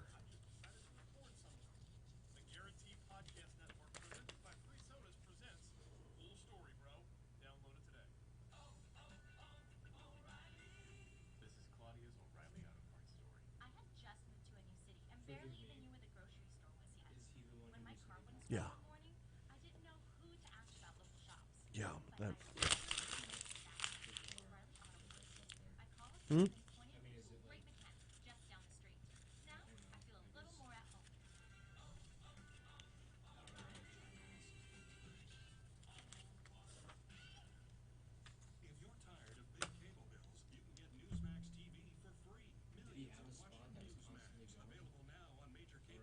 He had a bunch of them. No. That's been in the system for a while. It's just always weird to hear. It's like when Ruffin passed last year. We cut all new Ruffino spots. Hurts to hear him. No, at the same time, though, it's kind of reassuring. I don't know.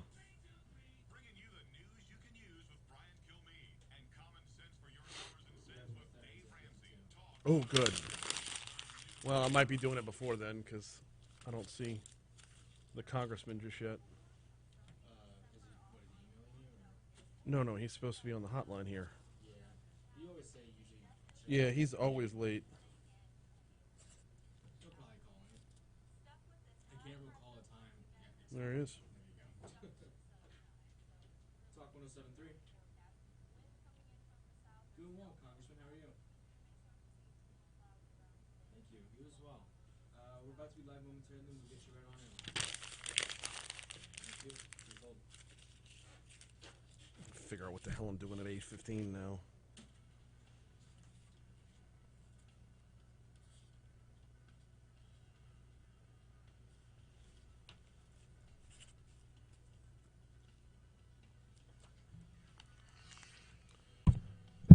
.738 Talk 107.3 FM WBRP. Mornings with Brian Haldane rolling right along. Thanks again to Ronnie Johns, head of the Gaming Control Board, for bringing us an update on sports betting in the state.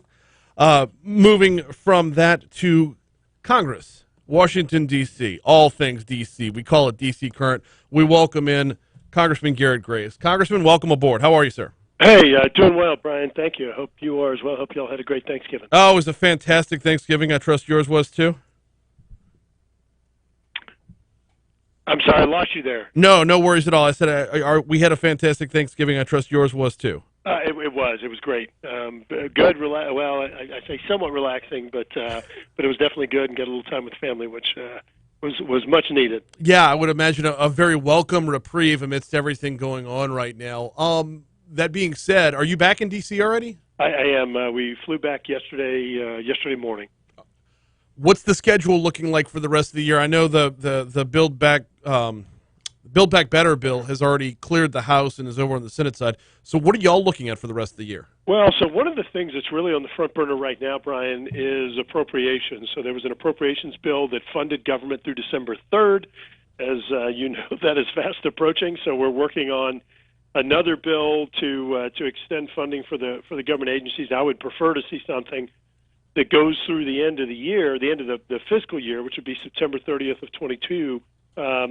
But unfortunately, they're looking at doing something much shorter. In fact, maybe even just until January. There's also this debt ceiling issue where effectively the federal government's borrowing authority is about to limit or cap out, and so that's going to have to be increased. And there's a lot of tension there, Brian, as you can imagine, because you've had Speaker Pelosi and others that have come in and spent trillions and trillions of dollars this year in what I would call, in many cases, superfluous or just unneeded appropriations or spending, wasteful spending, and now they're saying, well, hey, we need to increase the debt limit. And so there's a bit of a tug between conservatives and liberals on that because conservatives view it as an opportunity to curtail or rein in some of the excessive spending. Now, back to the appropriations bill, one of the things we're working on there, you remember back at the end of September, we were able to secure about $1 billion in Hurricane Ida recovery funds directly for those impacted by Hurricane Ida and billions more for flood protection.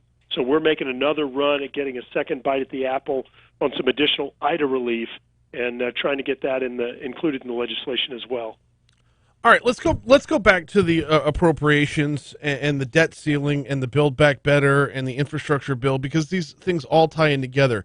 Y'all, not, I know you weren't a yay vote on this one, but in voting to raise the debt ceiling before, then turning around and less than a few months later saying we're going to pass infrastructure, and now we're going to ask for another $3.5 trillion or however much Build Back Better is at right now. Is there not a? I don't understand the disconnect of saying we had to raise our limit on how much we could borrow. Now let's spend all that limit like a sailor on leave. Look, I agree 100%. And just to put things in perspective, the annual appropriations process is generally somewhere around $4 trillion a year. We're on track right now to spend about triple that.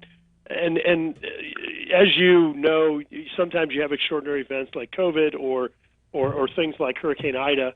And I do think that we have a responsibility to step in and provide responsible assistance, but just to come in and sprinkle money all over the place. And we've talked about this in the past. I mean, all this money being spent on the Kennedy Center, bailing out private union pensions that were mismanaged, going out there and spending all this money on the National Endowment for the Humanities. I mean, just things that have absolutely zero tie back to anything that's a priority. Speaker Pelosi tried to put $200 million in there for the Presidio, which is this luxury park that is right next to the Golden Gate Bridge in her district.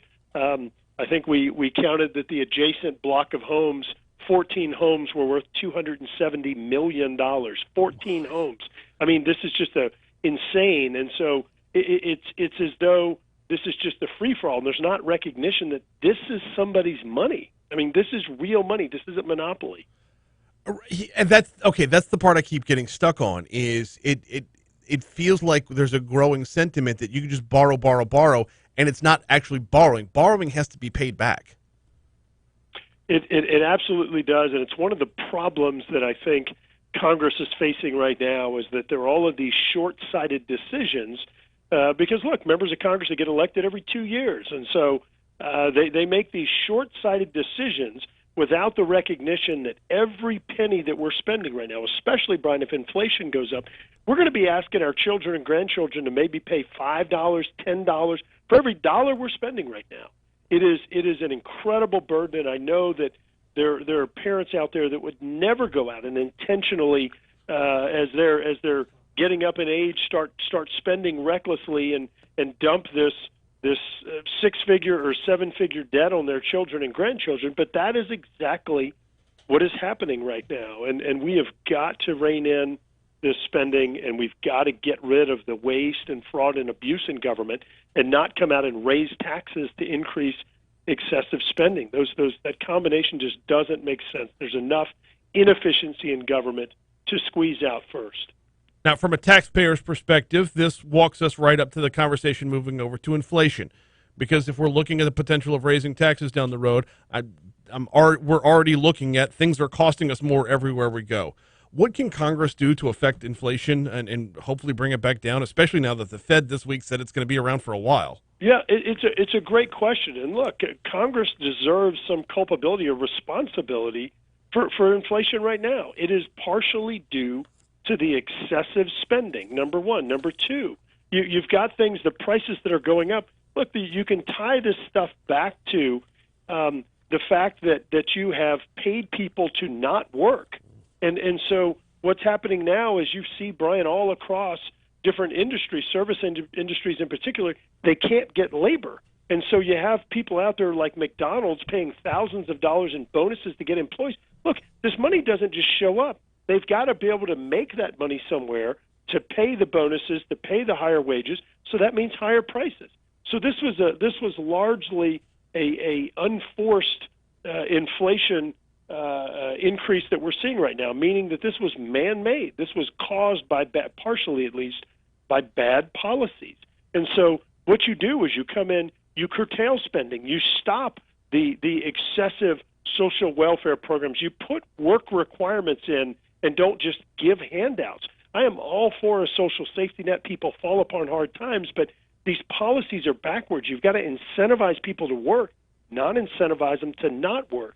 And so I think that the majority of the inflation that we're experiencing now, the majority of the supply chain problem that I think is contributing to this, because you have you have a supply issue with a lot of products, which means the fewer products that are out there people are now paying higher. These are issues that can be fixed. They shouldn't have happened to begin with. And this is what failed governance looks like.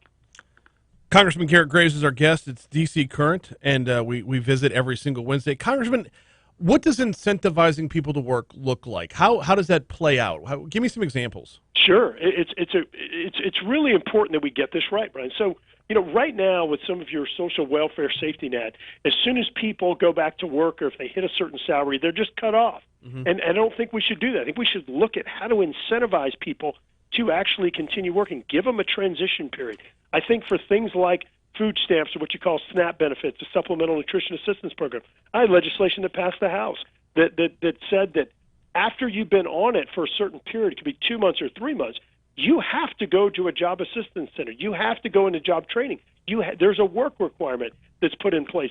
You can't just sit there and hand out freebies to people and expect their behavior to change. You've got to incentivize the right type of work. So I am a huge proponent of having a work requirement in for those that are work capable, having a work requirement in for our social safety net programs. And I think that is how you get folks back in the workforce. I think that's how you incentivize people to stay in the workforce. Look, Brian, we were paying people in excess of $35,000 a year in Louisiana to not work. I mean, so you can imagine these people have these part-time jobs. Like, heck, this is awesome. I'm going to do Netflix and play games on the TV and get paid to do it. It's backwards. That's not how America has become exceptional. And reversing course is increasingly more difficult. Is there anything in the Build Back Better bill that would help with that? It's such a monolith that it's impossible for it not to have any kind of good at all. But is there anything in there that would help contribute to a change in direction? There are a couple of things, and look, I think that when you start talking to people that are in this quandary and say, well, look, I'd like to work or I can't do it or what have you, you do have some challenges, things like transportation, childcare, and others. And I think we've got to have a very serious conversation about those impediments or obstacles to getting people back into the workforce. But the bill largely goes in the wrong direction by incentivizing the wrong type of behavior, expanding upon social welfare programs, not curtailing them, and expanding on the inflationary problems by spending, as you indicated, on the very lowest end of any number I've heard, $1.7 trillion, on the highest end, $5.3 trillion. This is exactly what contributes to inflation, and people's wages are not going up in a corresponding manner. So what this means is effectively, Brian, that you're getting paid less, that the people that are listening, they are getting paid less because the cost of living is increasing and their wages aren't increasing at the same rate. There needs to be like a DEFCON level for spending, because especially when we're looking at another variant that might be out there, what effects would that have on the economy for next year? It's like, can we not say we're at a lesser sense of urgency right now than we were last summer, and that we might be next spring? No, absolutely. You and I talked about this a couple of weeks ago, but it's a great statistic just to put things in perspective. In 1980, our total national debt was about 35% of the gross domestic product, or basically the value of all the economic activity in the United States. Our debt was about 35% of our economic activity. Today, we're approaching about 135% or 125%. I mean, we are in just obscene territory right now, and this is completely unsustainable, and it's going to cause incredible challenges for our children and grandchildren. I think it is selfish, and I think it's these people that are out there trying to get this quick little sugar high to their voters, trying to help improve their chances in 2 years, not thinking about the impact that this is going to have in 10 years and 15 years. That's just going to be devastating. He is Congressman Garret Graves. We visit every Wednesday at this time. If I could, timeline on the Senate side for Build Back Better. Does it look like that's going to get to a vote before the end of this year? Well, there are a lot of folks, including Senator Schumer, that are saying that they want this done before the end of the year. But as you know, the Senate right now is 50 Democrats and 50 Republicans, so they have to have every single Democrat on board in order to pass that bill. And Senator Manchin has said that he thinks that timeline's too fast. He has been, I think, very principled in some of his arguments or concerns about the excessive policies and dollars in the bill. Senator Sinema from Arizona, Senator Tester from Montana have also raised concerns. So I don't see that Christmas timeline that folks are pushing. And I sense that Senator Manchin would really just like to continue delaying this thing and letting it time out because he thinks that it's just awful policy, as I do as well. Yeah, considering the time of year and everything else that's on y'all's plate, from appropriations to debt ceiling to you name it, a little more contemplation would not be uncalled for. He is Congressman Garret Graves. We visit every single Wednesday. We'll talk to you next week, sir. All right, great. Thanks, Brian. Take care. Thanks, man. Talk to you soon.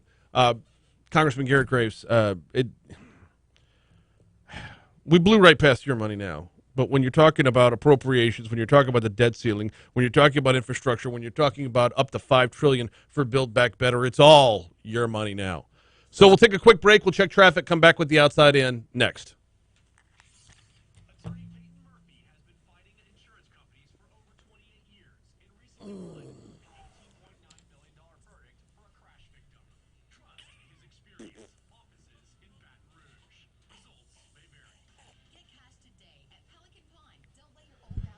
Alrighty.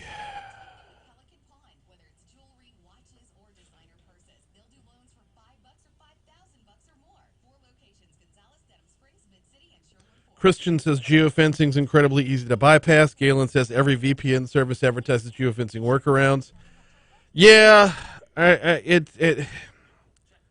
mean, in the same way that there's already been tons of apps where you can place your wagers right now before anything passed. I hate to see it, though. You know? Just vote in favor of it. And why would you reward your parish with, well, why would you reward, I guess you're rewarding other parishes with tax revenue, and you would probably show your parish why they should have voted the right way in the first place. So there was nobody there when you answered the phone? When they called back, did you get it the second time? It was a deadline the second time as well? They called back a second time. There's, you know.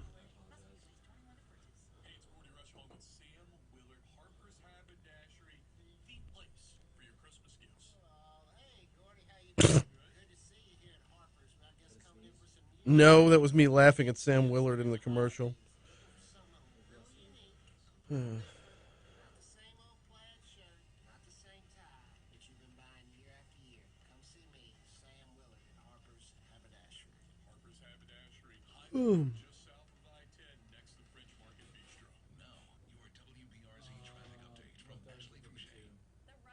Yeah.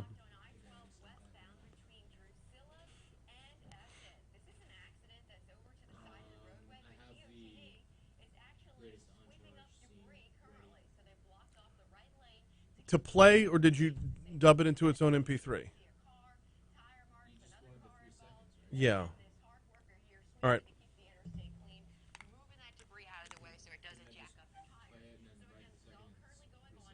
Yeah. Yeah, you can. It's fine. As long as it plays the right way.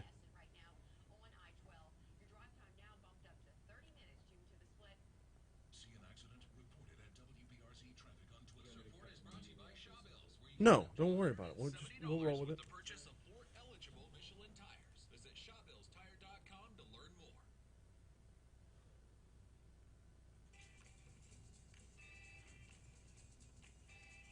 Hey, Brian. 755 Talk 107.3 FM WBRP. We got CBS News coming your way in just a little bit. Hey, we're going to get to the outside in a second as well. First of all, thanks again to Congressman Garret Graves for hopping on board. It feels like such a frustrating conversation because it is, and you can hear the frustration in his voice as well, to know that the spending just does not stop, and borrowing needs to mean borrowing, which means it's going to be paid back eventually, which means it's going to cost us more, especially when you look at inflation right now. Let me push pause on that. because this is a very limited segment time-wise. I do need to tell you about the folks over at Mathern's, though. The holiday wine and liquor sale is going to be going on starting, I believe, tomorrow at 4 p.m. and run through December 5th at 8 p.m. Now, I believe the sale prices are available at both locations of Mathern's, but if you go over to the LSU location, the one on Nicholson just across the street from Tiger Stadium, what you will find there is there will be a wine tasting this Thursday from 4 to 7 p.m. Wine samples throughout the store. This at the LSU location only. This is a fantastic sale. Get you geared up for the holiday season. You don't want to show up to any Christmas party empty-handed. Swing by Mathern's. Their holiday wine and liquor sale is going on starting tomorrow, December 2nd, running through December 5th, Thursday, 4 to 7, wine tasting over at the LSU location, Nicholson Gateway Shopping Center, Nicholson and Skip Burtman Drive. It is right across the street from Tiger Stadium. By the way, while you're there, just knock out your grocery shopping as well with the wine and liquor sale at either location of Mathern's. Time for the outside in. Let's get it.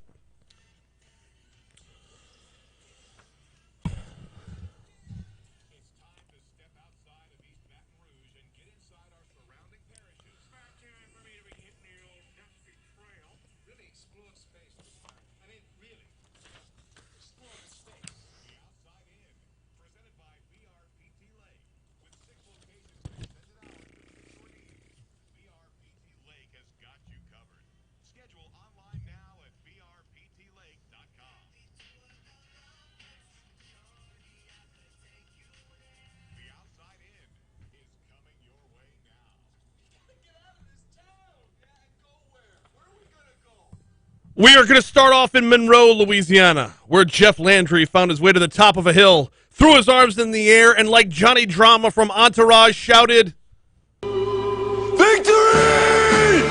A federal judge has halted the federal government from enforcing a vaccine mandate for healthcare workers. Federal Judge Terry Doty granted the injunction, saying, quote, "The government defendants do not have the authority to implement the vaccine mandate according to court documents. The mandate would have required healthcare workers to have their first dose of the COVID-19 vaccine by December 6th, second by January 4th. The jury selection for a trial involving former Livingston Parish Sheriff's Office employee Melanie Curtin ended last night. Jury trial begins this morning. Curtin has been tied to alleged sex crimes believed to be instigated by a once-married couple, Cynthia and Dennis Perkins of Livingston Parish. By the way, video of one of the crimes is a key piece of evidence in this case. Many of the potential jurors were dismissed for having personal or religious objections to viewing that video. In Lafayette, a former school employee accused of having a sexual encounter with a student was arrested yesterday. KATC out of Lafayette's reporting 32-year-old Greg Fontenot, a former Lafayette Christian Academy teacher, turned himself in yesterday, reportedly worked as a coach at the school as well. The student involved was reportedly 17 years old. No other details related to the case were immediately available. Closing out in West Baton Rouge with a heads up for this coming weekend. Drivers can expect long delays and temporary utility outages on Highway 1 Saturday morning. Parish officials said there will be rolling roadblocks on the southbound lanes of the highway as workers move heavy equipment from Northline Road in Port Allen to the Dow, Louisiana operations plant in Plaquemine. The convoy is slated to leave sometime between 7 and 8 a.m. Once the equipment's on the road, law enforcement will help direct and reroute traffic as needed. That is the Outside In presented by the folks over at Baton Rouge Physical Therapy. You can learn more about them online at brptlake.com. CBS News coming your way in a little bit. Enough time for me to tell you about the Zoo Lights. Breck's Baton Rouge Zoo invites you out to this year's Zoo Lights. It's a mile-long trek through the zoo featuring 50 illuminated displays running now through December 30th. Learn more at brzoo.org/events. Here comes CBS.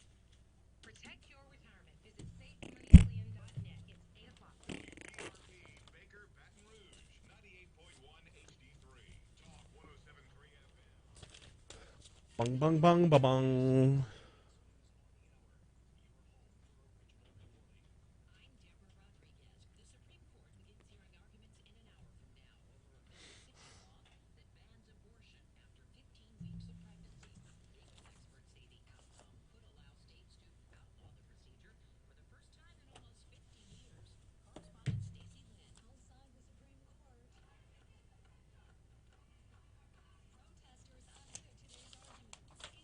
Not essential.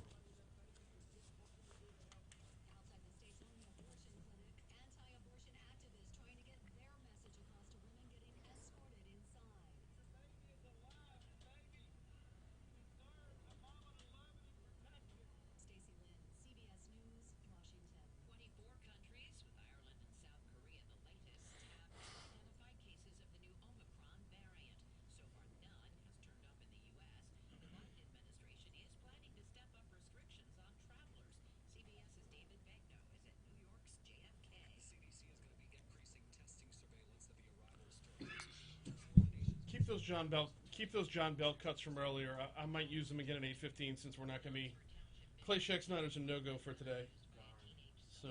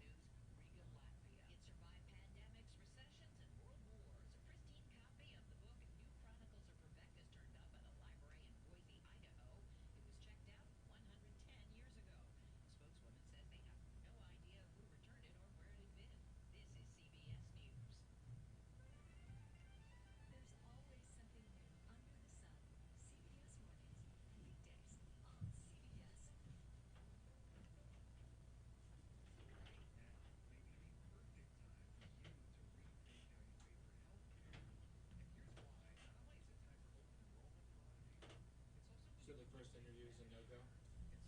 Of this hour? Yeah. Okay. For the post for hour 3, what should I put in instead of? Don't know yet. Just leave it for right now. We don't.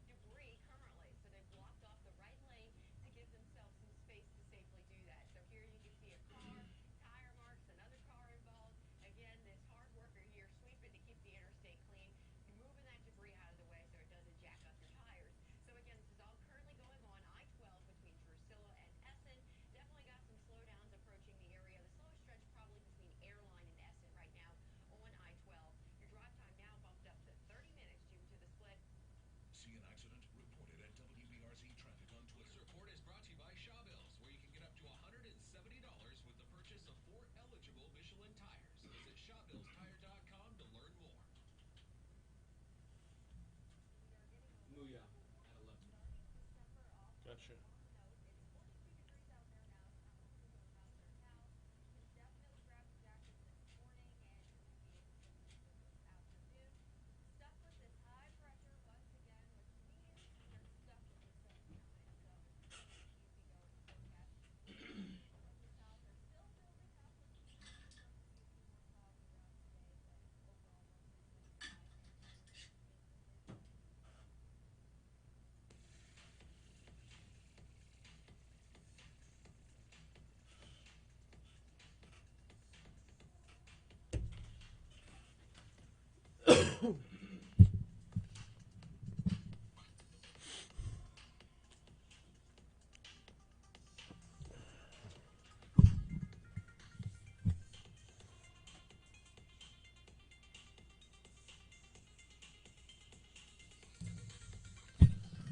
.806 Talk 107.3 FM WBRP. Mornings with Brian Haldane rolling right along. Hour 3 coming your way right now. So a little programming note. We're going to have to kind of shift on the fly here for next segment. Unfortunately, House Speaker Clay Scheck-Snyder cannot join us. He has a scheduling conflict, so we will not be talking redistricting in our next segment. Got a couple of backup topics, as it were.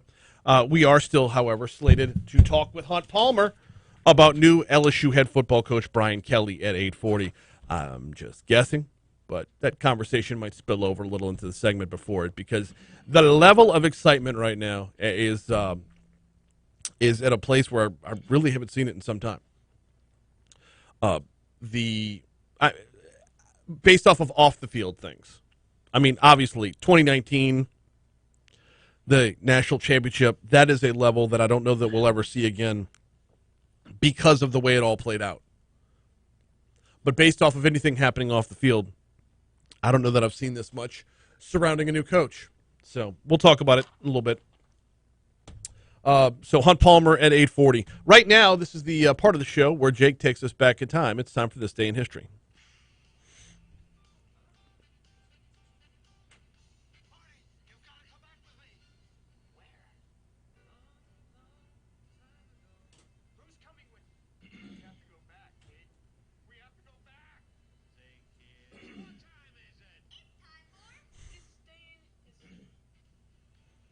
Good morning, everybody. We're going to start things off in 1878. The first White House telephone was installed. Really? Yep. All the way back in 1878. Who'd they call? Ghostbusters? Yeah, probably not. They weren't until 84. 1984. Oh, okay. So, it's like it's a chicken and egg question, you know? Yeah. Do you need a phone in the White House? Yes. Who else has a phone? Nobody. Oh. Yeah, you would think there would be, I don't know. It's hard to wrap my brain around that at, 8 in the morning right now. We're 2 hours in, man. Come on. I'm getting there. I know. 1929. Game of Bingo. Invented by American toy salesman Edwin S. Lowe. Really? Bingo. Shout out to never mind, I can't say that name on air. I was going to reference a movie. So before the game of Bingo, was that also, like, he also invented a way for little old ladies to curse in public? Probably. Yep. Yeah. 1940. 4 sets of brothers play in one NHL game when Chicago Blackhawks beat the New York Rangers 4-1. Lynn and Muzz, M-U-Z-Z, Patrick, and Neil and Mac Colville played for the Rangers. Max and Doug Bentley and Bob and Bill Carse played for Chicago. Fun fact, we were this close to naming James Muzz. Really? It was either going to be James or Muzz. Flip of a coin, really. Huh. Yeah. And which of those two teams had Bob and Doug McKenzie? McKenzie? Nothing? No. I might have the wrong reference here. No. Go. All right. Go ahead. 1951. Golden Gate Like Bridge. 5 people in the world got that joke. Yeah, I definitely did. No, you didn't. I wasn't expecting you to. Okay. 1951. Take off, eh? Sorry. Go ahead. The Golden Gate Bridge closes due to high winds. Okay. Those must have been some serious winds, but not a hurricane. It's a suspension bridge, so I would imagine. Yeah, but do you close down? I don't know. That just seems odd to me. I've seen the causeway closed in New Orleans. I mean, that has pilings going into the water, into the ground under the water. Fair. I mean, they thought it was notable enough to mention that it happened on this day in history, so I thought I'd bring that to light. Yeah. 1953, Hugh Hefner publishes his first edition of Playboy magazine, featuring Marilyn Monroe as the magazine's first centerfold. See, we had references to Marilyn Manson and Marilyn Monroe today. 2 Marilyns. That is more Marilyns than any show this week. Indubitably. 1955, on a completely separate note, Rosa Parks is arrested for refusing to move to the back of a bus and give her seat to a white passenger in Montgomery, Alabama. Yep. 1959, 25th Heisman Trophy Award, Billy Cannon from LSU. So it was 1960 yesterday. I think so. That's when he was drafted. Right. Drafted. What was that? Oh. 1959, same day, same year. The first color photograph of Earth received from outer space. I like it. 2003, we're going way in the future. The Return of the King. Third and final film in the Lord of the Rings series premieres in Wellington, New Zealand. All right. 2009, the Ballon d'Or. It's basically the MVP of the world for soccer. FC Barcelona forward Lionel Messi is named Best Football Player in the World. He wins the award by a then record margin. Okay. 2014, The Hobbit, Battle of the Five Armies. The third and final Hobbit film premieres in London. A lot of movies coming out this day in history because 2000.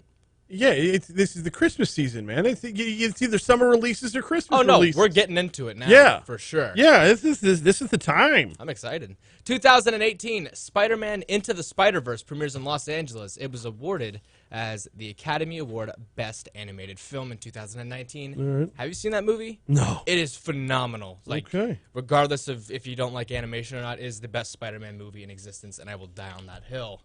2019, last event that I have to mention, the earliest traceable patient, a 55-year-old man, developed symptoms of a novel coronavirus case in Wuhan, China. Patient 0. Pretty much. All right. That's all the events. Let's get right down to the birthday. It was on this day in 1997 that Latrell Sprewell choked PJ Carlissimo. And he was suspended 10 games for that. Correct. Very nice. That's all the events. Let's get right to the birthdays. First up, Robert Irwin turns 18, son of Steve Irwin. Okay. Have you seen him on social media at all? No, I didn't. He's exactly like his father, and it makes me happy every time I see him. All right. He's such a genuine soul. If you guys need something to brighten your day, just watch him handle animals and talk. It's wonderful. Next up, Sarah Silverman turns 51. Yep. Deshaun Jackson, 35-year-old phenom. Okay. And Gary Payton, the second, turns 29. He's currently a role player for the Golden State Warriors, if I'm not mistaken. That is correct. Gary Payton is with the Warriors. Also, Javi Baez's birthday today. And 76 years old today, Bette Midler. Ooh. Yeah. Happy birthday to all those mentioned. Only one death to mention for me. It's George H.W. Bush. 2018 is when he had passed away. That's all the deaths I have. Got one more death. Oh, yeah? Yeah, on this day in 1975, Ernesto Maserati. Oh. That last name might sound a little familiar. A little bit. Italian auto racer and engineer. He was the, obviously, the chief engineer for Maserati of the cars, as it were. The Cars, yes. Not the rock group from the 80s. I'll go through these holidays quicker cars. because we have a couple to mention because it's not just, a day, but it is the first day of a month. Mm-hmm. So they have to mention what month it is as well. Let's get right down to it. First up with the days, it is National Christmas Lights Day. Have you put your Christmas lights up yet? No, I'll probably put them up when I get back on Sunday. Fair enough. National Peppermint Bark Day. Nope. Not really a fan of those. Eat a Red Apple Day. All right. I prefer green or Honeycrisp. National Hand Washing Awareness Week. Wash your hands, people. Just be clean. That's it. National Cookie Cutter Week. I don't know. That why. makes sense because everybody's making sugar cookies for Christmas.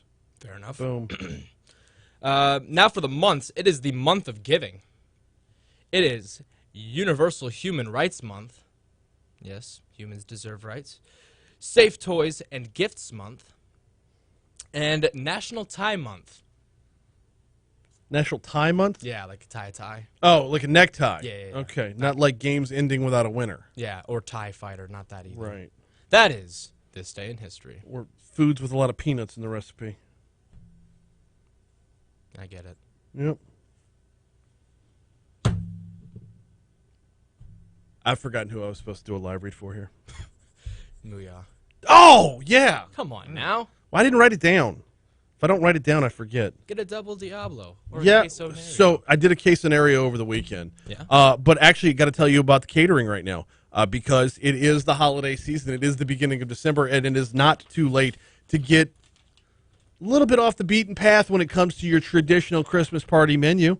Mooyah's got catering. Mooyah.com/catering. Mooyah.com/catering, or call them 663-6632. There's often a lot of questions before you place an order. That's why I send you to the website because you've got a number of different options. You can get the full-on burger bar. If you've not seen this, visit Mooyah.com, get a look at it. It is basically like setting up the entire fixins buffet. condiments buffet. That way everybody at your party can have their burger to their liking. It's not just a bunch of prepackaged things off to the side. No, you walk through the burger bar and you get it done across the board. By the way, if you're not hosting a Christmas party, just swing on by Muya. They've got 2 locations. Blue Bonnet at Highland Road or Segan Lane just north of Industrialplex. Took the family out to the Blue Bonnet location over the weekend. Could not have been more delighted with the service. Fantastic service. Top-notch ingredients, as always. Just a wonderful hamburger. Possibly the best burger in Baton Rouge is at Muya Burgers, Fries, and Shakes.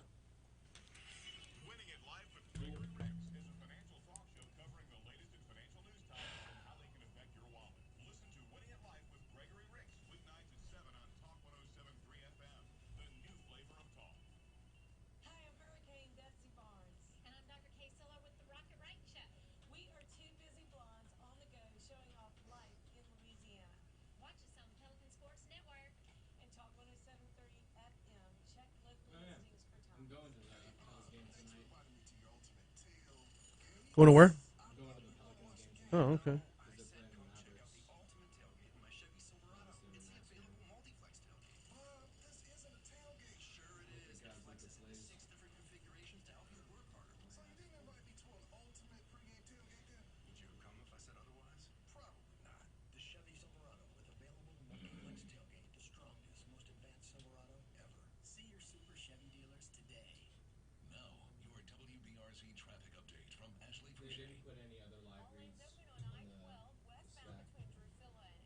That's fine. I haven't done it.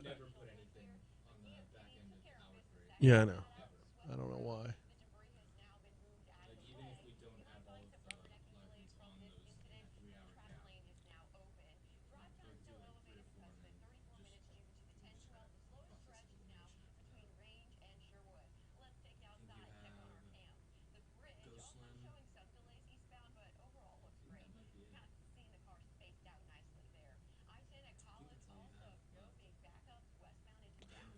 Yeah, I haven't done any of my promos, though, and I'm going to probably stack 3 of them in this one segment. So we'll go... No, promos, not live reads, promos. Christmas parade and such. Yeah. I did Zoo Lights. I haven't done either the Christmas parades. I haven't done the staycation. I haven't done the 15K giveaway. We're busy right now. Christmas season, man.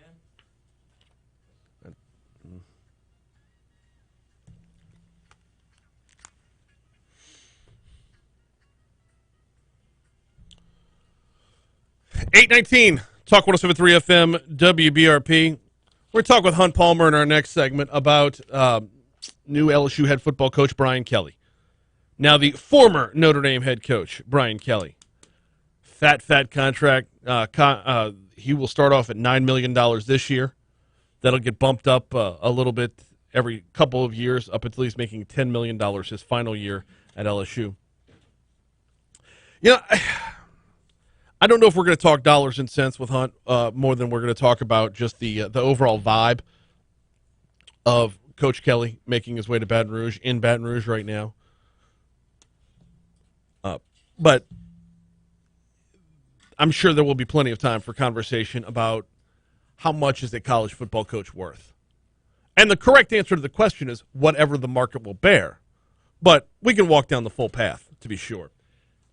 Hey, Talk 107.3 and Citizens Bank and Trust are in the spirit to rock your holidays with $15,000 cash. We've got 15K holidays going on right now at talk1073.com. What would you do with an extra $15,000?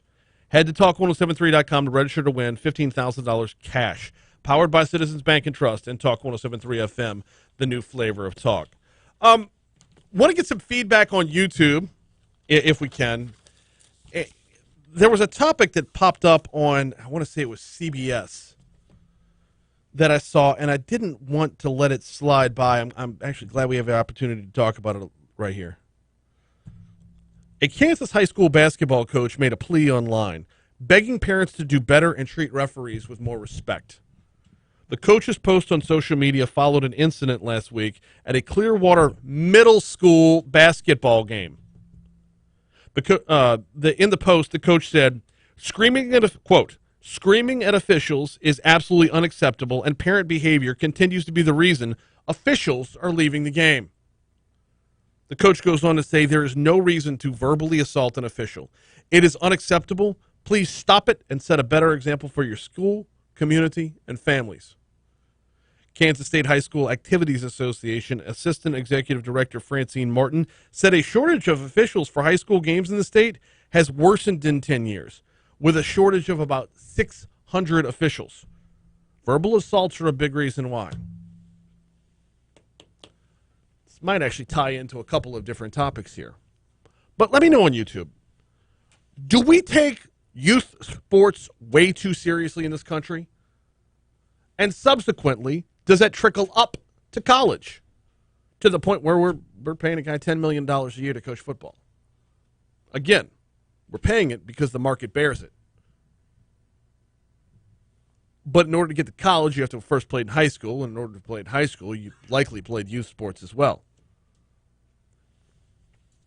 And now a high school coach in Kansas is begging people, please, be nice to the referees. I want to ask the question in this way. Are we going to ruin sports for kids long-term because of the way we act as parents short-term? And I say we because I'm a parent. I don't act like this as a parent. I let the games play out. Kids have just as many lessons to be learned by getting hosed by an official's call as they do by the official getting the call right. The final score of a middle school game is not nearly as important as the lessons they need to take with them for the rest of their lives. We'll get into that in a minute. Mornings with Brian Haldane on YouTube. Go ahead. I want to get some feedback over there. Post your comments up if you can, and subscribe while you're there. Dive into those in just a second. First, let me tell you about the folks over at Go Slim Nutrition, GEAUX Slim.com. GoSlim.com. They've got Jumpstart plans available right now. Look, we're almost 1 week removed from Thanksgiving. You still staring at leftovers with tons of carbohydrates in the fridge? Are you still staring at sweet potatoes with actual marshmallows on top of them in the fridge? Or maybe you go the praline sauce. Oh, I love the praline sauce. If Thanksgiving did you wrong, or if you just made a lot of bad choices on Thanksgiving, and you know the Christmas parties are coming up, and you know the holiday season means there's going to be sweets in the company kitchen every single day, and you know what's on the way, you know the stocking stuffers are going to be filled with chocolates, Hershey Kisses are always at an arm's length, you know these things are happening. Get ahead of the holidays before the holidays get ahead of you, and the best way to do that is with a Jumpstart plan over at Go Slim Nutrition. 763-9600. 763-9600 is the phone number. Let them know you heard about it right here on Talk 107.3 FM. Or you could just swing on by. They're on Bluebonnet, right next door to Rouse's. Bluebonnet at Perkins. Go Slim Nutrition. Get your Jumpstart plan. Get ahead of the holidays before the holidays get ahead of you.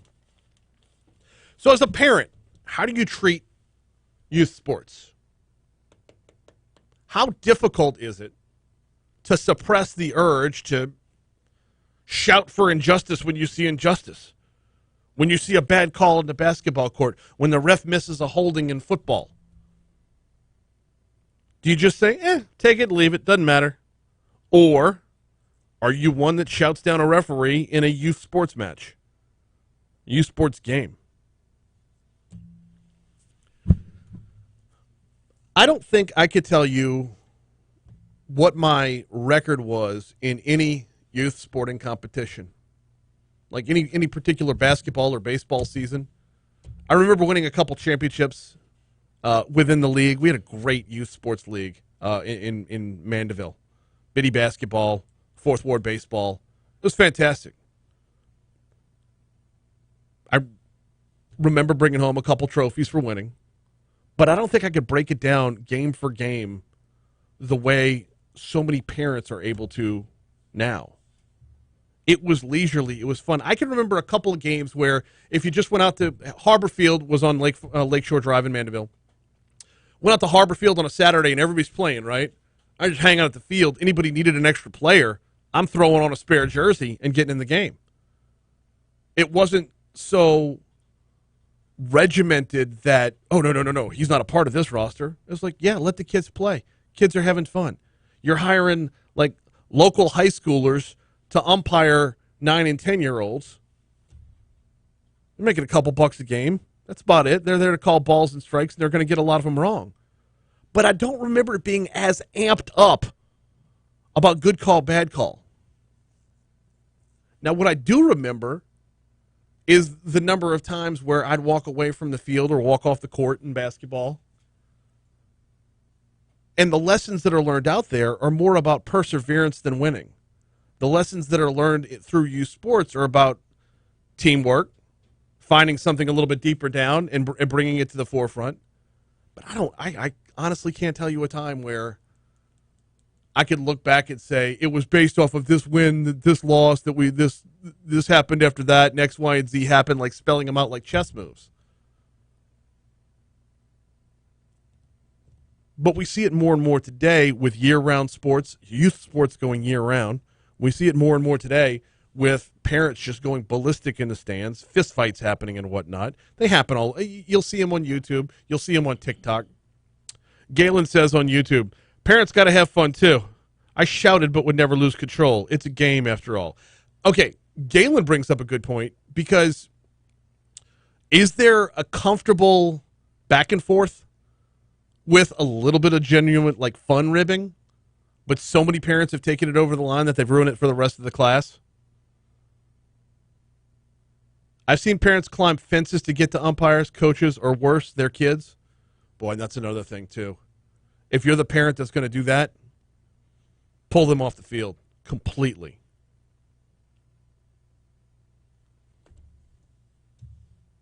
There's a lot of investment that parents make in their kids, but are they doing it for the right reasons?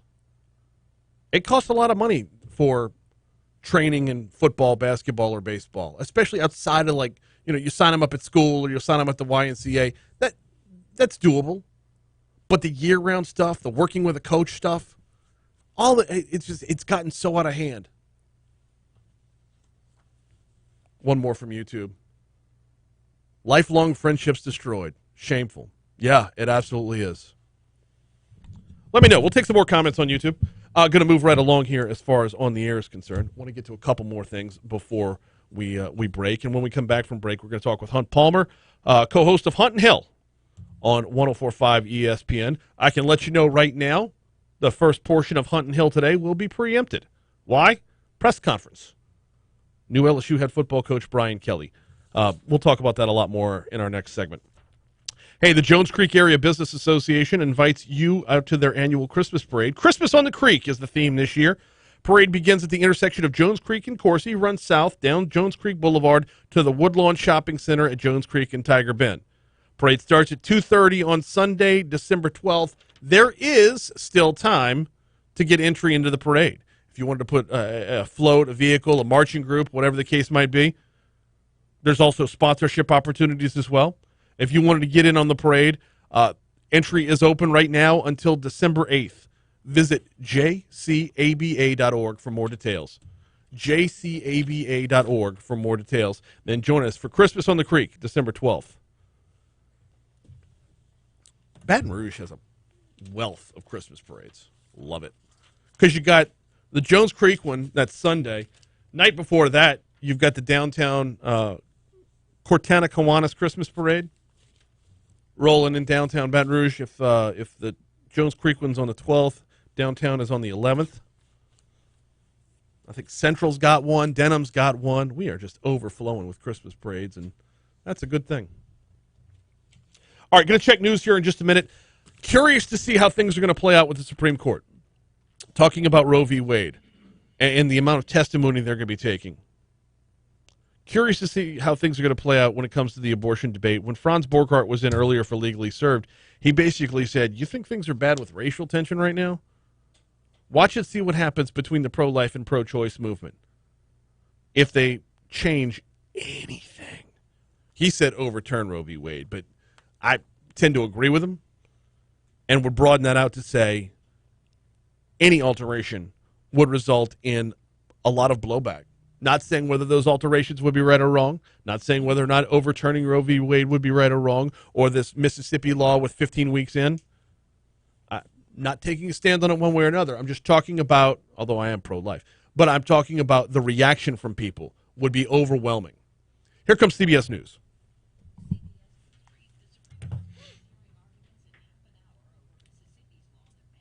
Oh, good. They led with it. I'm glad I finished with that because CBS led with that.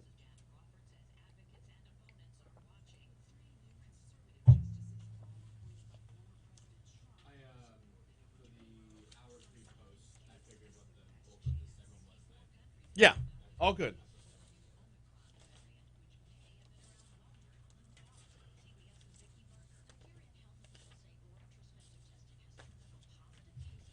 Oh, let's throw this one away.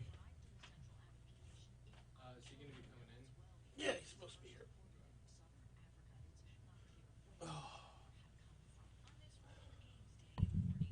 It's World AIDS Day? Yeah. Why?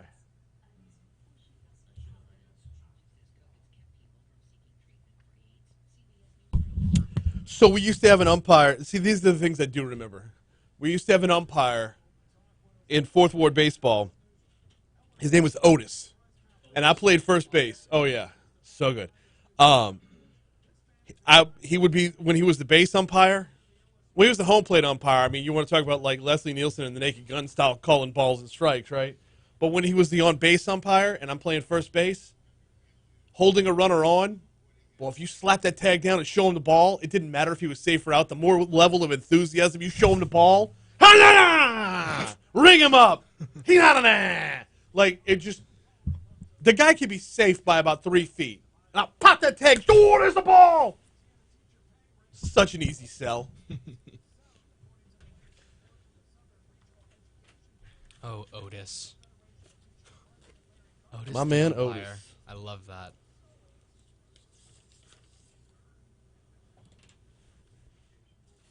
We had 3 minor leaguers and a major leaguer come through Fourth Ward baseball while I was there. That's not bad. That's a ridiculously big proportion when you think about it. I wish I stuck with baseball more. I really enjoyed it playing it when I was a kid. We had Jack Crescent, who played for the Red Sox.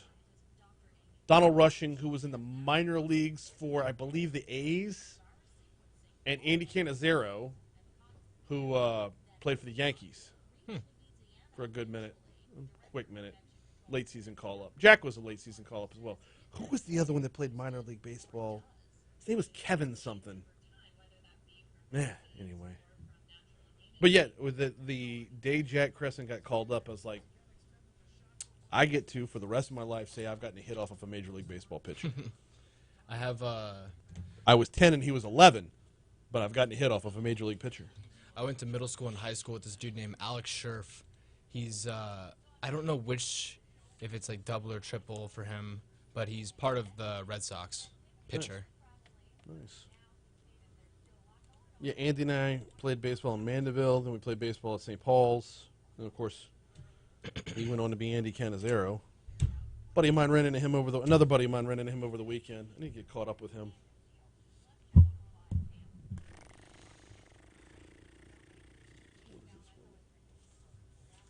I'm done with that story. Ah, crap! I forgot all about it. Well. No, it's...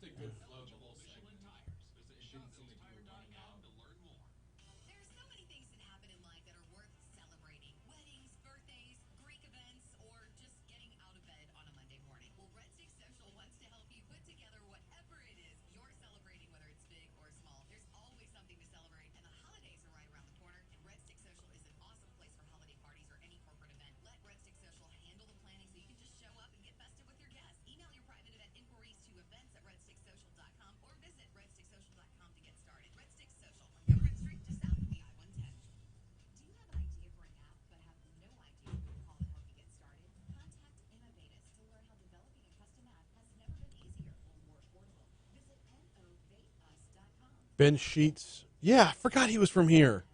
He went to UL Monroe, didn't he? Mike Moeller?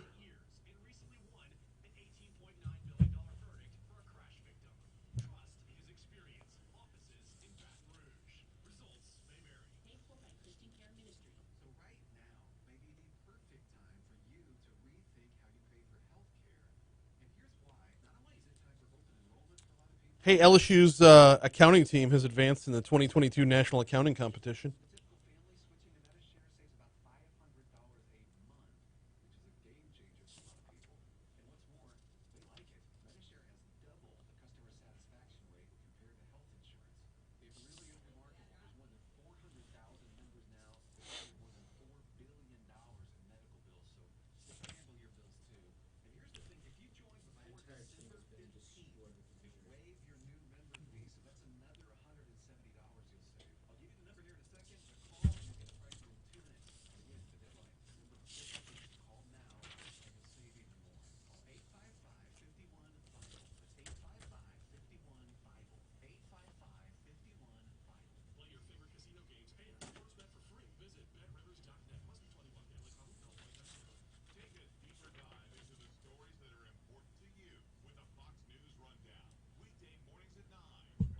Sent them all. That's right. I didn't know Mike Moeller's name. He's got 2 World Series rings, though. Good on him.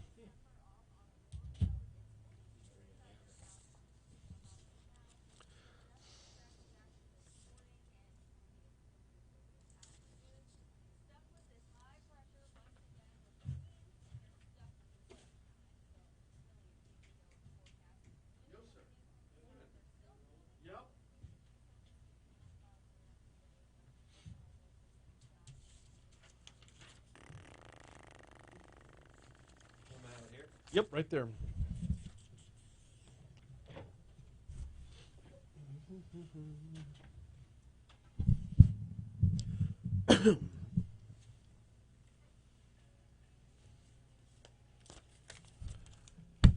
(8:38) Talk 107.3 FM, WBRP mornings with Brian Haldane, rolling right along. So it was wheels down at about 2:30 yesterday afternoon.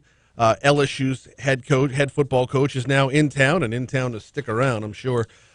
Brian Kelly, the official press conference will be at noon today, which means the man sitting to my left right now will have an abbreviated show and absolutely zero prep to do. Hunt Palmer, co-host of Hunt Hill. Welcome aboard, sir. Thank you. I sent Kate Wassan, our program director, a little text today, and it had the Friends characters, Joey and Chandler, propping their feet up in the recliners. That'll be me and Hill at noon today. Basically, yes. And then after that, the feet stay propped up because this is – all right, this feels like the biggest no-brainer of a home run. Like, getting it done, I don't know what it took to get it done.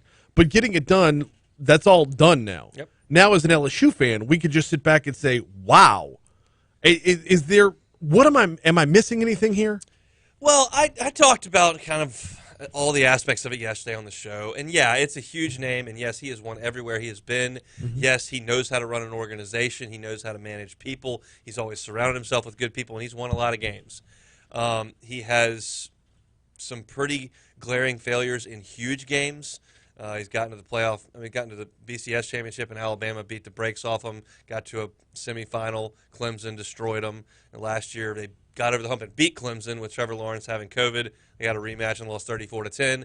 You can point to some of that stuff, and it's easy to deflect that and say, hey, he'll get better players here at LSU. He did a really good job of recruiting nationally, which you have to at Notre Dame, with high admission standards. Here at LSU, you've got a home base that's a little more advantageous to you, and you got to supplement it with some of that national stuff as well. It's a really solid hire. I think it's a very high floor hire. It's very hard to imagine this going south really fast. Mm-hmm. Whether or not he can win at the highest level, he's got to prove that here, but the last 3 guys have done it. That's been my take from the start. Before we knew it was Brian Kelly, it's like Nick Saban, Les Miles, and Ed Ogeron all have hardware. This next, we're going to be just fine. LSU football is a restaurant with a good location. It's going to be just fine. Now, there are going to be ebbs and flows, and that's what fan base looks at minimizing, if not eliminating. Looking at Brian Kelly, the rest of his resume, before he was at Notre Dame, he was at Cincinnati, and before that, where was he? Central Michigan, and then Grand Valley State. What is Grand Valley State? Is that like an online university? I believe it was a startup football program. I can't be quoted on that, but I believe it was. He won 2 national championships there, building it from nothing. Grand Valley State sounds like a fictitious school that Rodney Dangerfield was on the diving team at. What's that? The South Harmon Institute of Technology for that that wonderful film that was made where he just made up a school. Yeah, yes, but he won 2 national championships there. So he does it at every level so far, except for the Southeastern Conference. Is there something about the Southeastern Conference that raises the bar for coaches that you either want in or you don't? Well, it's in Tuscaloosa. I mean, I don't have to go too much into that. It's just at Notre Dame, they did play some ACC teams. They had to play Clemson a little bit, SC a little sometimes. It was good up and down. Look at Michigan, hadn't been great. He had to win a couple of games there to elevate. Now, he got a really good win at Oklahoma back in 2012 that was really impressive, that catapulted them into the BCS championship game. This is just more week in and week out. Right. It's just, Alabama's there at the beginning of every November, but A&M's been solid. Auburn pops a good team here and there. We think the Billy Napier's going to do a good job at Florida.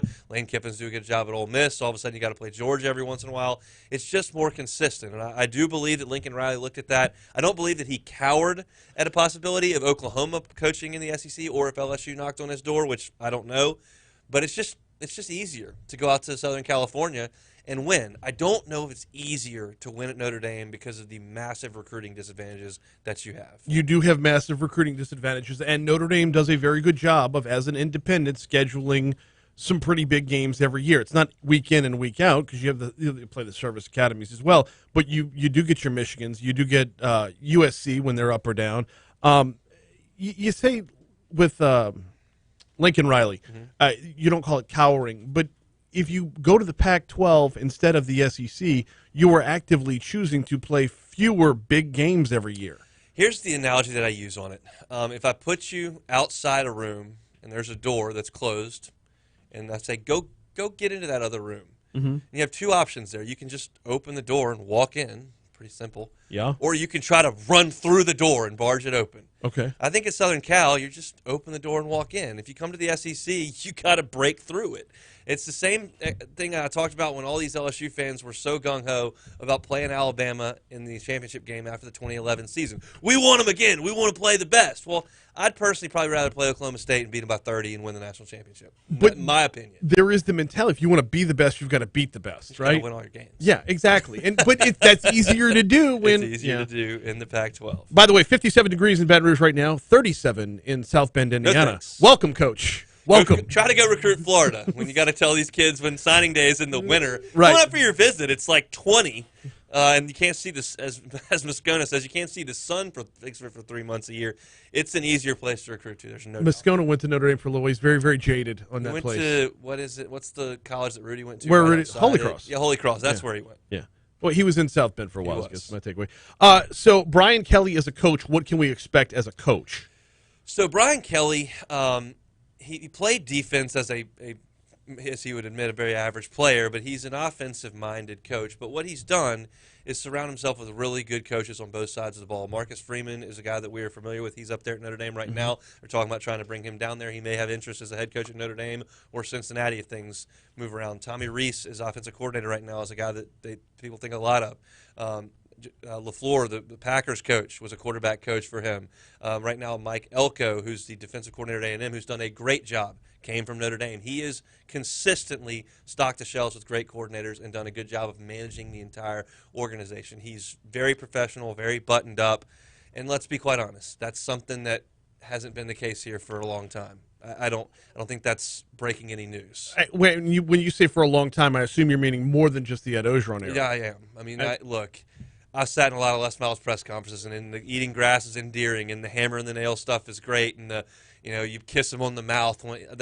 But that's not what you're going to get. None of the shenanigans with Brian Kelly. He's going to come here, he's going to go to work, and he's going to hold everybody accountable. I had two former players of his at Notre Dame on the show yesterday. One that was there when he took over, that was a Charlie Weiss recruit that had him for the last year, and one that just played for him from 16 to 19.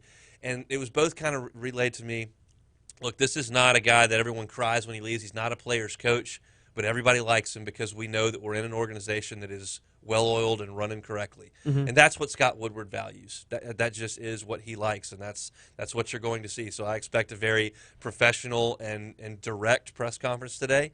I hate the term win the press conference. Let's be honest. I could win the press conference if you gave me 2 days. Everybody wins the introductory press easy. conference. But he's, as you mentioned, he's here to stay. I don't think he'll be in Baton Rouge very long. He's got to go recruiting like now. Right. Yeah. Well, yeah. So as far as being very direct and as far as not being the personable guy, Does that shorten his honeymoon from a Tiger fan's perspective? Like, we are constantly out for blood. We always want to fire coaches. I think year one. Now, look, he turns around and goes 6-6 in year one. Everybody will throw their hands up. But this place is a little bit uneven right now. The transfer portal the way that it is, with the opt-outs, of people leaving early. This is the Miles to Ogeron transition was not a full reset button. Insminger hung around. Aranda hung around. You had a lot of the same staff. They were just going to kind of do some things a little differently. This is going to be a reset. There's going to be a lot of change. So, we'll see. Everybody will be sky high next August, and we'll think that it's all figured out, and they'll be expecting to win the West and win the SEC. I think, realistically, he gets 12 months to kind of make sure his feet are on the ground, but not much longer than that. You got to ramp it up. I mean, look, Lane Kiffin in year 2 at Ole Miss went 10-2. Yeah. It's doable if you get in there and get it rolling. Well, and that's the other part of this is once you're in the SEC and you are going up against the Lane Kiffins of the world and the Nick Sabans of the world, you do have the toughest of opponents every single week. Your margin for error every single week is that much smaller. So I combine that with the psyche of the LSU fan because we know who we are. We know it. There was when I first started in radio, there was a host that I can't for the life of me remember which one it was, but said the perfect season for an LSU fan is to go undefeated, unscored on, win the national championship, and fire the coach. Probably mix a backup quarterback in there at some point for Yes. a couple of starts Oh, my as goodness, well. yes. So, yeah, look, that's the way it is. But that passion, I say it all the time about baseball, when we want to fire the coach after a bad weekend, which, it's a 56-game season. That passion and intensity is what creates the greatness that we are able to witness. And it takes a lot of people inside that building, but the people outside of it, us in particular, we're part of it too. That passion, intensity, and what creates those environments are a reason people want to come coach here. So it's a double-edged sword. You take the good with the bad, and there's, for the last 20 years, been a lot more good than bad. Yeah. 10-year contract. Likelihood we have this guy for 10 years.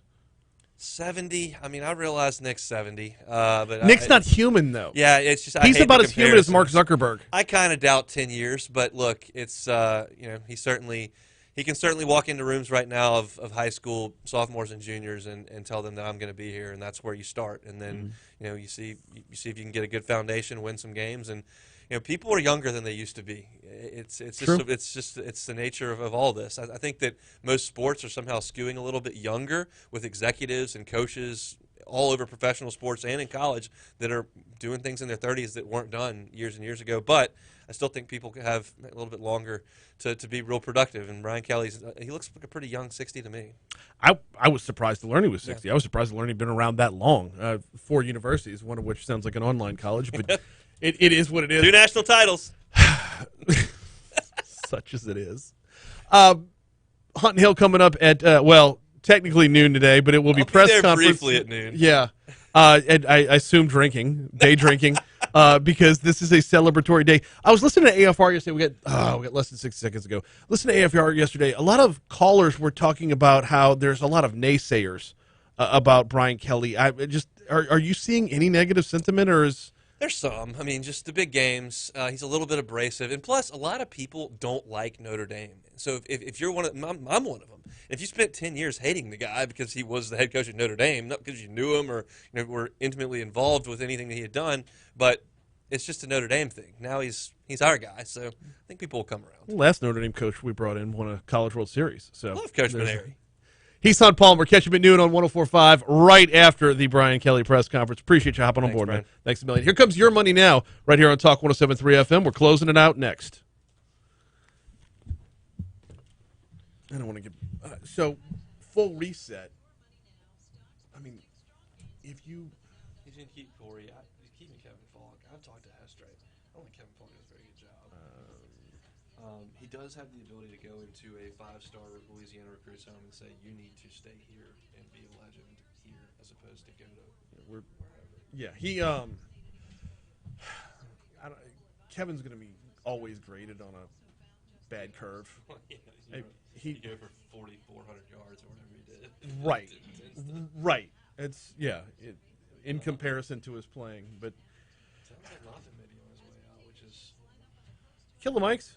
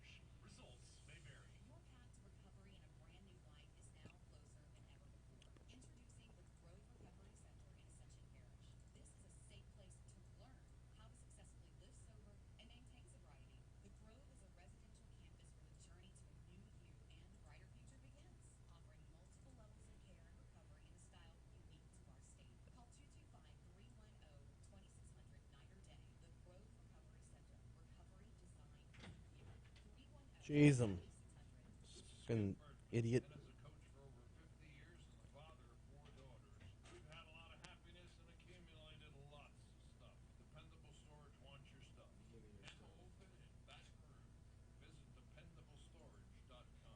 You know what I love about this time of year?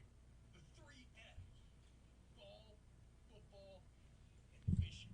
And so why don't you take your fishing game to the next level with our friends at Front to Back Boats. Front to Back Boat Service has been family owned and operated for nearly 30 years. And the Sherman family is NMEA certified. That, my friend, is the National Marine Electronics Association. Meaning at Front to Back, they are committed to improving the safety and technology of marine electronics. They do this through how they treat their installers, interface standards. The bottom line is they are always pushing the technological limits while keeping you safe. And look, when you're talking about the fall and the winter, you're talking about Damn it. perfect time to do any yearly maintenance that you need done. Finally, is there anything you want me to do differently about? And at Front to Back Boat Service, they do it all. No, let Haggai run the show. Let just follow his lead. Yeah. I don't know if he's going to do top stories. I don't know if he's going to do outside in. Yeah, I have no idea what to expect. Yeah. Yes, many, many times. I assume whoever you would put on this show for 2 days have already done it for knows what they're Mm-hmm. No more paperwork, no more stress. Just the right school for your child. But don't wait too long to apply. Claim your seat today. Visit enrollbr.org to get started. That's enrollbr.org. With over 50,000 students in higher education in the capital region, finding a great intern or You gotta run out of here as soon as we're done. the Baton Rouge area chief. Yeah, why? I just have a small question. Sure. The largest early talent recruiting platform connecting employers, talent, and colleges all in one place. Businesses of any size can access students and alumni of LSU and Southern behind a single free login. Learn more, find your future leaders at brac.org. You think about talking for this segment? No, you are WBRZ. Yeah, I was just putting a button on the whole show. Do you need the JV cut? Done with it.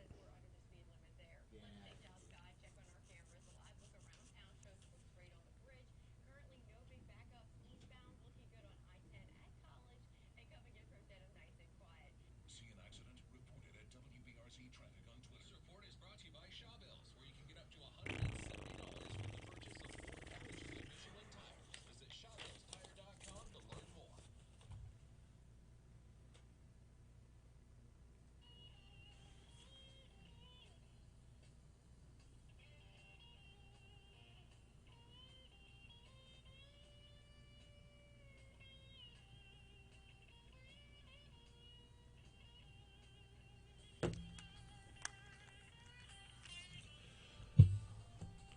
One segment to go here on Mornings with Brian Haldane. I'll be jetting after today. Haggai Davis is going to hold down the fort for the next 2 days, and he has got a lot in store for you. But I will be back on Monday as I'll be heading out to the woods.